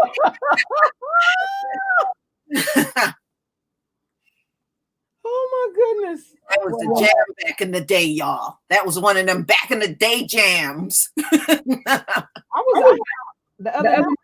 had a whole concert going on in here. I was playing all the oldies. I started out with the Stylistics. Uh-huh. I played some Denise Williams. I remember her. You know, she was still in high school when she put out her first album. She did. Wow. Yeah, she was still in high school. I went to see her in concert about 2 years ago. Mm-hmm. She got an excellent voice. Yeah, she was still in high school in Gary, Indiana. She comes from the same town that the Jacksons came from. Wow. And when she first came out, she was still in high school. With Free, when she sung Free, she was still in high school. Oh, she was still in high school when she sung Free. She sure was. Yeah, I played them. I played the Stylistics. Then I got on I started playing Royce, Wish Upon a Star. I started playing Wish Upon a Star. I had a whole concert. I said I need to do a 70s show on my channel. Everybody just put on some 70s shit and just start playing all that. I just love that music. I love that. I like all music, but I love that music. Mm-hmm. So, you know, people talking about, oh, I can't go to the concert no more. I can have a concert right here. I can go to a clean bathroom. Mm-hmm. My concession stand is in my kitchen. I got the best seat in the world and all of that. I done been to so many concerts. If I don't go to a concert had an awesome voice. She did. But see, now when singers come out, they want you to look like a supermodel. But see, when you look at Joyce Sims, she looked like a woman from around the way in the hood. Mm-hmm. And I remember just watching the video, and I'm like, wow, that woman really should have been a lot bigger than what she was. Yeah. She's one of those people, she should have been way bigger. See, I don't care about the look. I care about the quality of the damn music. That's what I'm talking about. Mm-hmm. You know, she should have been way bigger than what she was. Yeah, they got they'll overdub their music, and you big as a toothpick, and you know they just selling a look and all of that. What about the quality of the damn music? Shit. Yeah. Y'all gotta realize some of us grew up in an era where you had to play that damn music. They say play that funky music. White boy, they meant that. Mm-hmm. No, that crap that they be playing now is a joke. Yeah. A straight joke. You know, you looking at more ass than listening to music. Yeah, you sure are. Mm-hmm. You know. Oh, Minnie Riperton. Now Paris James. Yeah, Minnie Riperton. Mm-hmm. You know, I love me some Minnie. Mm-hmm. I mean, even to this day, nobody can even duplicate that woman's voice. You know, some of the artists, some of them will kind of sound similar to each other. So many people, what it is they trying to hit that 5-octave range. Yeah, you're gonna have a heart attack. Better leave it alone. Hers was natural. Yes, leave it alone. Get her voice up that high. And you know, and some of these artists out today, you can tell they strain to get them high, notes like that. She wasn't even, when you watch Minnie on the old videos, she wasn't even straining to get those high notes. Yeah, she didn't put no effort into it. It was just, it just came out so naturally. Yeah. Mm-hmm. I can't, I can do a 3 to 5. You got me real messed up. She was, I mean, I don't even think, because some people had mentioned Mariah Carey. I don't even think Mariah's Carey range was like Minnie. Mariah got a nice range, but it's just something about in Minnie's rim and Minnie's world. Leave that alone. Some things you can't redo. Yeah. Just leave it right there where it is. Mm-hmm. Yeah. Yeah. I'm sorry. Mariah is just no match. I don't even think she can even touch Minnie. No, she can't. She's tried to sing some of Minnie's songs. Mm-hmm. Stuff, and I've heard people do renditions of Minnie, and they'll try to hit that high note, but it just don't sound like Minnie. No. Leave it alone. You know, and I remember the day that she died, and they announced it on the radio. I still remember that. Lisa, I remember the day. I remember where I was. I remember it was during the summer that she died. I was still in junior high. I'll never forget that day. Yeah. It's just like Michael Jackson's day. I still remember everything about the day that Michael Jackson died. I remember everything, every detail of what I was doing. I know exactly where I was when Michael passed. And I was like, Queen, the days after that, I love listening to all that old Jackson music. Man, I was loving it. I mean, I was missing Mike, but I was loving how they were playing everything from their childhood all the way through his adulthood. Some of that music I haven't heard in years. It's like he passed, and I think like 2 days after he passed, we was on the road taking my second mom back to Arkansas. We drove her all the way back to Arkansas and stuff, and that kind of helped. And then we stayed in a motel in Mexico, and they had that shit all on the TV. Yeah, and they played it all day. I mean, it was just it crashed the internet. Remember? Mm-hmm. Yep, I sure do. I sure do. And I remember I was in the car. Me and my husband was. I remember when they had said, I was watching it and they were on TV and they said the family had just arrived at the hospital, and I was like, oh no, please! And it was just before they announced. Yeah, because they had. And I remember I was watching them running in the hospital, and I was like, please don't let him be gone. Please don't let him be gone. And then when they did, it was just. I think it just blew everybody away. You know, you think Colby was a big deal. I actually think Michael's passing was bigger than Colby's.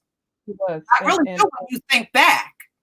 I remember Jermaine had to go out there and announce that his brother had died. I felt so bad for that family. He broke apart several times. I felt so bad for that family. It was terrible. But yeah, I actually think Michael's passing, and then Colby's was big. Don't get me wrong. It was huge when Colby died.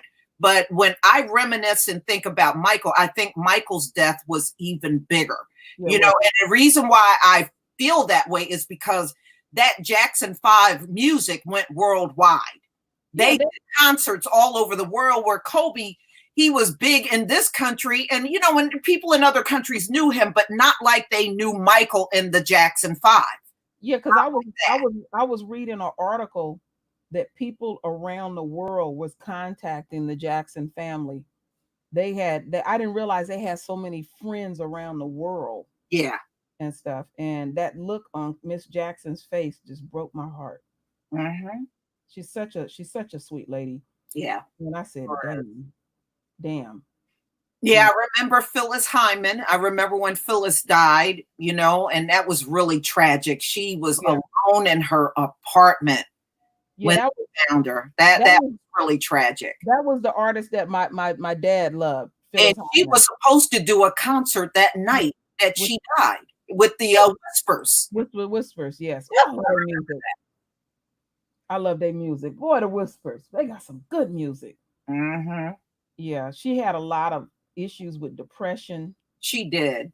Mm-hmm. You know, she was drug in the industry because she was a businesswoman, and she went toe to toe with those people in the music industry. She negotiated her own contracts and all of that. And they said she was a bitch. And a lot of people don't know, when they signed Whitney Houston, they dropped Phyllis Hyman at that same time. So she knew that they replaced her with Whitney. Mm-hmm. And in the beginning, she resented it. And she was speaking out against Whitney. But after a while, I think when she really thought about it, she realized it really wasn't Whitney's fault. It was the record label's fault. No, But, you know, a lot of people, if you think back, as soon as Whitney came on the scene, that was when they gave Phyllis Hyman the axe. you know, I didn't It was realize at that. that same time. Yep, I remember that. In fact, it made the news on Phyllis losing her contract, but that's how she lost it. They replaced her with Whitney. Yeah, because when you look at it, they had somebody younger, Mm. way young.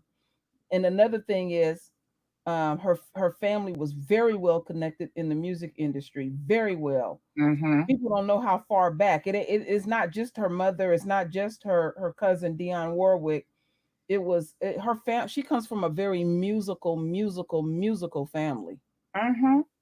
Mm-hmm. Yeah, Yeah, yeah. sure They do. Phyllis was beautiful. I really thought she was a very beautiful woman. she had her own clothes made. It was just like she was just so out of the box. You know, do you remember when Spike Lee would have her in his movies? Mm-hmm. Do you remember that? Mm-hmm. I just always thought she was beautiful. I really did. Yeah. But like I said, she was just that different one because she was like, no, let me read that contract too. And she knew how to read them contracts. Yeah. Mm-hmm. Yeah. You know, they still to this day, they want somebody in the industry that don't question certain things. Yeah, Phyllis was 6'2". She was a tall woman. Yeah, she was a big, But yeah. you know what? She started out modeling. A lot of people don't know that. Phyllis was a model. But you look at her, she was so gorgeous. I'm not surprised that she was modeling. Yeah, that's what made her album covers too, because she would help put those album covers together, and she knew what clothes to put. She was just involved in everything, every aspect of her music. And You know? the beautiful part is Phyllis was very much covered up when you look at her pictures. Yeah, you didn't see no Still cleavage hanging out. brought all that glamour out, and she was covered up. Now you see these artists; they're half naked practically. Yeah, remember You like when Little Kim came out, it was like, really, Little Kim, really? know? And that child, Little Kim, is not a bad looking sister, and she got all that shit done in her face. She looked Yeah. crazy. Yeah, and if you look at the pictures of Phyllis, Phyllis would have a hat on, and she would have on a long dress or a long outfit on, and Mhm. she looked stunning. Yeah, she did. And she was completely covered, and she still looked stunning. I remember it was one of them shows they came out, one of those award shows. You know what song I liked about Phyllis Hyman? You Know How to Love Me. Oh, she tore that one up. Mm-hmm. I love that song. Anytime she would come to the Bay Area, my dad was there. Mm-hmm. That was his favorite female artist right there. But he was heavily. I remember Vesta. Vesta, yeah, she died young. Yeah. She I died. like Vesta. I like Vesta. Mm-hmm. I liked her in that movie. When her song was "Congratulations," she tore that one up. Yeah, she sure did. Shirley Murdoch. And the sad part is she died broke. And that was a damn shame. Somebody with all that damn talent and you die broke. It's when it comes to Black artists, it's still hard for them. It's like down the street from me, down the hill, down the street, there's a theater. In this theater, believe it or not, have a lot of big name artists, and that theater is part of the Chitlin Circuit. Mm-hmm. The Chitlin Circuit is alive and well. Oh, it always have been. Yeah. Mm-hmm. Mm-hmm. And they knew where the talent was. That's why they plucked so many people from it. Mm-hmm. You know? When you don't hear from these artists no more, they back on that Chitlin Circuit. Mm-hmm. Yeah, they sure are. Mm-hmm. Y'all remember Tone Loc? Yeah. Wild thing. Do you know he never stopped performing? He is still performing. He ain't making any records, but he still makes appearances and does his rap songs all over the globe. He never stopped working. Wow. I was looking at one of his interviews a couple of years ago, and he said, "Oh no, I'm busy. I'm still flying all over the world doing my songs." I was like, well, I wonder how these artists is gonna do now since this corona. It's really hard for you to be in that industry. You can't crowd all them people up and do concerts anymore. Even the movie industry then shut down. No, you can't do movies. You can't really be on a set doing a show. Yeah, because it requires so many people to be there. Yeah. You really can't do that kind of stuff anymore. I'm telling you, That's why we keep saying I ain't never seen nothing like this before, where like we seen AIDS come out, but it didn't shut down no industries. Sure Damn. didn't. People wouldn't, I mean, when it came out, nobody wasn't running to the store getting 1,000 packs of toilet paper. No, no, and we heard about some artists that died from AIDS. Y'all remember Sylvester? Yeah. You know, I was out the shoe store that I used to. Let me tell you what happened. My grandmother from Arizona, it came up right after I graduated from high school. And I took her to the shoe store called MacBee's in San Francisco. And Sylvester was in there. And it was two other gay white guys in there. And they all was in there separately. And so my grandmother says, "Oh, ain't that sweet?" She said, "These guys are so sweet. They came in here to buy shoes for their wives." I said, "Grandma." Yeah. I said, "Grandma," I said, "they gay." And then I said to her, I said, "That's Sylvester over there." And she knew who Sylvester was when I said it. And she looked and she said, "Oh," she got loud. I could have went up under sun. She said, "Sylvester buy shoes in here?" I said, "Yeah, he buys shoes in," because it was a place for women who had really big feet, really nice shoes. And a lot of those gay guys would be in there buying them shoes too, because they got big, big men feet. Yeah.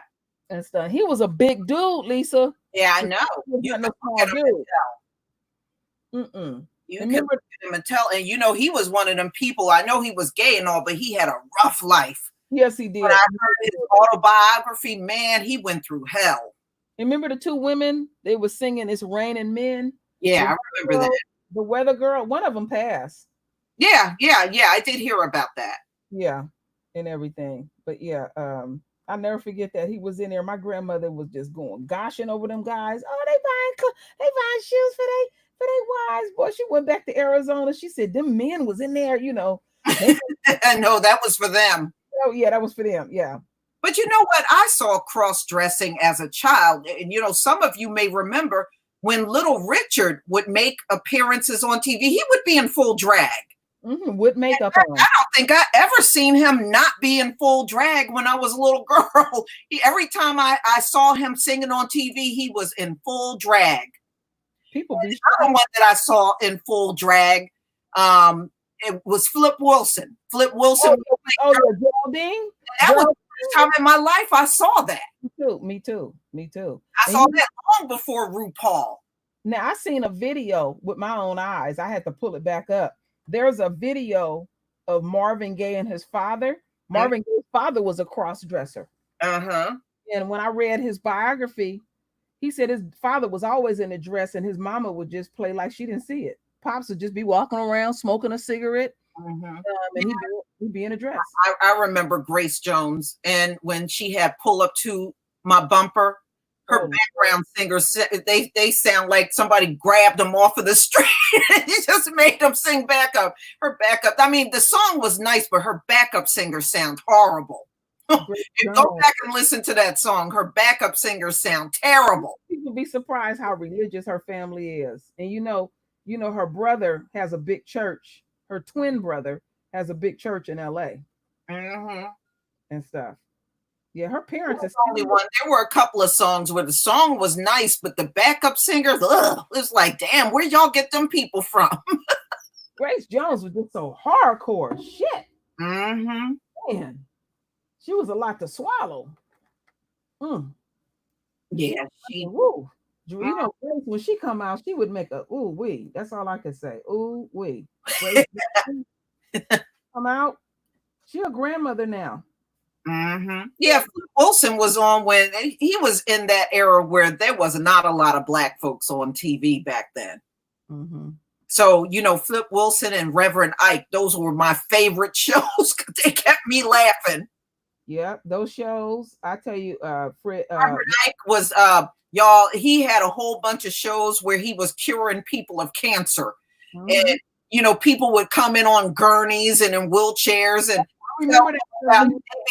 giving their testimonial about what's wrong, and then Reverend Ike would hold up a piece of raw chicken saying, "I got the cancer, I got the cancer."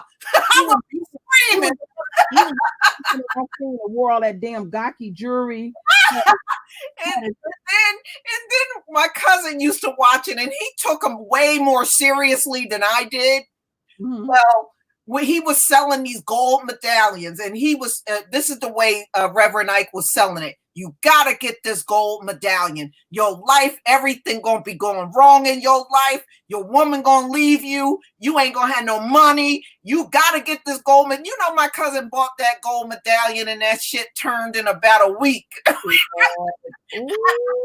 were screaming that damn thing wasn't no real guy. It was a fake gold. Shit didn't even last a week, and it started turning. I'll be surprised. Reverend Ike's son got the majority of his audios on YouTube. Got a whole channel. Reverend Ike was a multi-millionaire. A lot of people didn't know that. No, they Reverend didn't. Ike was a multi-millionaire. That man had all kinds of Rolls Royces and mansions and stuff even back then. I He remember. had tons of money. He would wear the nasty rings. Telling you. Yep. I mean, he was a very wealthy man. Yeah. And despite of, I mean, all that stuff you saw, he was a very loyal man to his wife. I don't know if I've seen his wife. You know what, Lisa, you're absolutely right. Because I had did some research about 3 years ago on him, and he stayed with that woman. He wasn't the type of guy that ran around and did all that. You'd be surprised by some folks. But you know what? I mean, let's be real. That's what kept our people entertained. He was just so raw, and he was so off the cuff. You didn't know what to expect. And when he did show something, it was funny as hell. But you know what? Over time, he took that stuff off. You notice that? Yeah. Yeah. Eventually, he just kind of scaled back. Then you didn't see all that stuff on Reverend Ike anymore. No, but man, during his time, that man was hilarious. It kept me rolling. Yeah, it sure did. He had a ring on every finger, medallions hanging off of him. Boy, that dude was flamboyant. He sure was. He had one child. Yep, just one son. He sure did. Yeah, and his son. And he kept his son out of the limelight. Nobody ever really saw his son a lot. Well, you know what? You'd be shocked. You listen to some of those audios that his son played of his father. Some of the stuff he's saying make a lot of sense. Yeah. You know, because I never really listened to Reverend Ike. I was so young back then. I didn't listen to him either, but I did laugh because he was definitely entertaining. I was so captivated by all he had on. He looked like a caricature to me and stuff. And when I was doing the research on him, I didn't know these different things about his life. And I was like, wow, this dude is something I didn't think he was. I just thought he was just all gawky all through his life. No, like that. He was really a low-key man, but boy, when he came out there to make his money, he did what he had to do, I guess. Yeah. Patti LaBelle went to the same church over in Philly that I went to, Bueller Baptist Church. See, by the time Patti was real big back then in the church, she was still an unknown name, you know, countrywide, but she was big in the church. I was just a little itty bitty little girl. She was already a grown woman. I can remember as far back as 1974. That's when I remember Patti LaBelle. She was in LaBelle. With the Bluebells then. Yeah, and she was with Sarah Dash. Yeah. Nona. Actually, Nona still looks great. She do, don't she? Yeah, she looks fantastic. You know who I watched the other night? No weight on her, nothing. She still got her little skinny body. I tell you somebody that pulled me back that I watched, and they look good. You know that group En Vogue from out of Oakland? Yeah, I remember them. Well, 2 of the original members are still they out there, and they got another girl with them. Lisa, them women did not gain no weight. I think one did, but the rest of them, the other 3, they look great. Yeah, the tall girl, Cindy. Yeah. Her husband works out. And you should have seen the definition. He was an ex-football player. Yeah, I remember. Well, I was looking at a concert that he did a few months ago. Them women are in excellent shape. Yeah, I think only one of them had gained weight, but the 3 other ones, they kept themselves in good shape. Well, there's 3 of them now. One of the girls is somebody extra they add. that other girl that you're talking about that gained weight, she's not with them anymore. Yeah. And I was just shocked because I kept looking at them. I said, in fact, the one that gained the weight, she was the one on the lead singer and Never Gonna Get It. She sung the lead. She ended up gaining a lot of weight. I guess, you know, pregnancy, marriage, you know how some women are. She had what, 5 kids? She didn't gain no weight. Mm-hmm. Yep. I mean, it was just really, I mean, all of them sisters look good. Yeah. I was like, wow, they faces, you could tell they didn't have too much makeup on or they wasn't trying to camouflage anything. You know how it is. Nisha, you going way back. Isaac Hayes. Didn't him and Bernie Mac die like around the same time? Yes, they did. Yeah, I remember that. I went and seen Isaac Hayes in a concert in LA because my mother moved. I remember my mom had his one album where he sung, what was that song? I Stand Accused of Loving You, something like that. You know, he married a prostitute. What? Isaac Hayes married a prostitute. Lord. Yes, he did. And I remember when he put that song out, because my mom would play Isaac Hayes' album back in the day. And the one notable thing I always noticed about him was that deep voice he had. I was like, damn, that man got a deep ass voice. Remember, he was on his treadmill working out. Mm-hmm. That's how he died. But yeah, Bernie Mac and Isaac Hayes died damn near on. Yeah, I think it was the same week. Najat, you're right. Yeah, it was. And I had went to a concert in LA when I was real little. My mother, somebody gave her the tickets, and when they lowered Isaac Hayes onto the stage in a cage. Uh-huh. And he had chains on. He had chains across his chest and stuff. That's all I can remember because I was so young. But you know, you will remember cages and chains. Yeah. Mm-hmm. Yeah. Yeah. I'll never forget that concert. Because I was no, Barry White had a deep voice. I remember that. And you know, his wife was Glodine. She sung with, I think, the 3 Degrees. Yeah, she did. She was a singer back then. Yeah, I seen they had interviewed her recently. Glodine? Oh, really?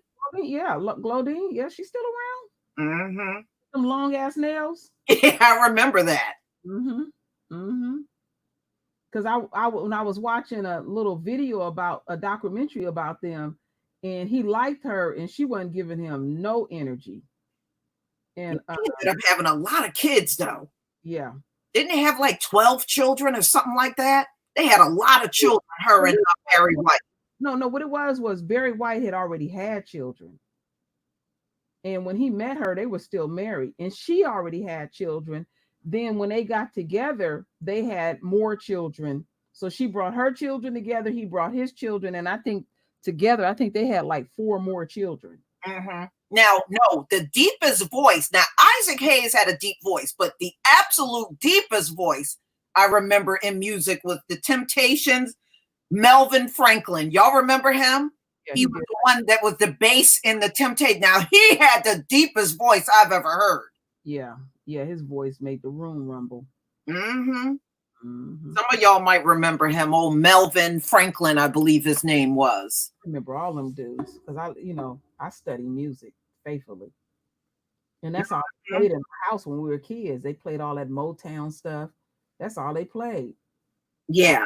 Mm-hmm. But one thing distinctive about his low voice, when he sung, you could understand what he was saying. Mm-hmm. You know, it wasn't so deep that you couldn't hear the words or know what he was singing. What made Barry White special is he started putting strings and having whole orchestras in his music. Right. And he was very talented. He could play multiple instruments. Mm-hmm. Yeah. Barry White was a very talented man. He wrote music and he played multiple instruments. Yeah. So he had, that was the little extra that he added to it. He had all, he busted out with that one song and you started hearing all these violins and stuff in the back. People was like, damn, this is some good music. Mm-hmm. Mm-hmm. We used to call him Begging Barry. He would be begging women in every song, but his songs were off the charts though. One thing that he said in when I was watching the documentary about him, He said he never set out to be a sex symbol. He said, "Look at my fat ass." That's what he said. Mhm. Like that. He said, he said, I just out here trying to sing and make it. And Yeah. stuff. And he said, I'm a big dude. He said, ain't too many women gonna be attracted to me, but they was attracted to that voice. Mm-hmm. And his son, he got a son that sings just like that. Mm-hmm. I heard it. His son put a video out. I said, damn, their voice sounded like. A lot of times those sons will pick up voices that sound just like their parent. Look at Michael Jackson. Mm-hmm. Remember, he got that child with Mickey Howard, sound just like him. You know what? I don't care what anybody say. That is Michael's son. Yeah, I think so too. I don't care what he got his gestures. And it just it's uncanny because I happened to run up on a video a couple of years ago and they were interviewing. And I said, "Is that dude trying to act like Michael?" I said, "Who is this dude?" So I was watching it and I was like, "Oh my Lord, that's Michael's son." Yeah, yeah, that's him. Mm-hmm. Yeah.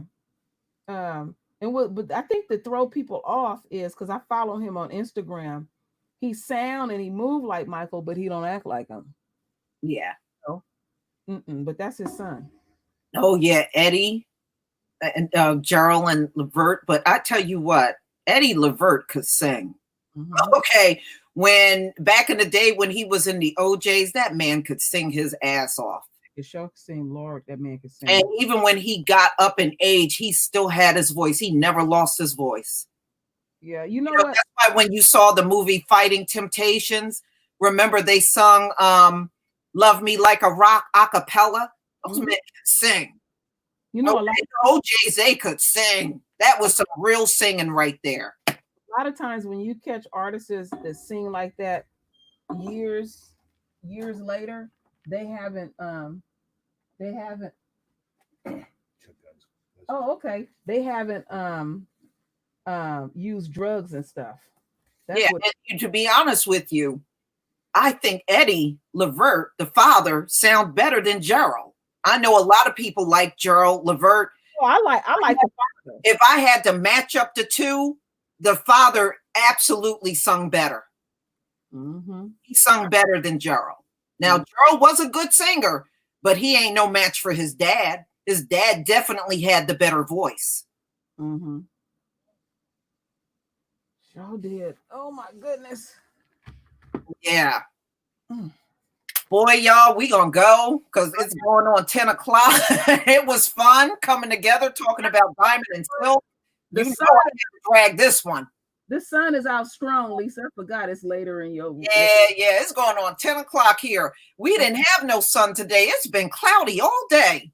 In fact, it was like that yesterday too. We had very little sun over these last few days. A lot of clouds, a lot of overcasts. You know, but yeah, y'all, we'll definitely do this again. We got to come together and do current events. I haven't done that in a while, so maybe got to put a bunch of articles together and do current events real soon. Maybe Friday. Yeah, that sounds like a plan right there.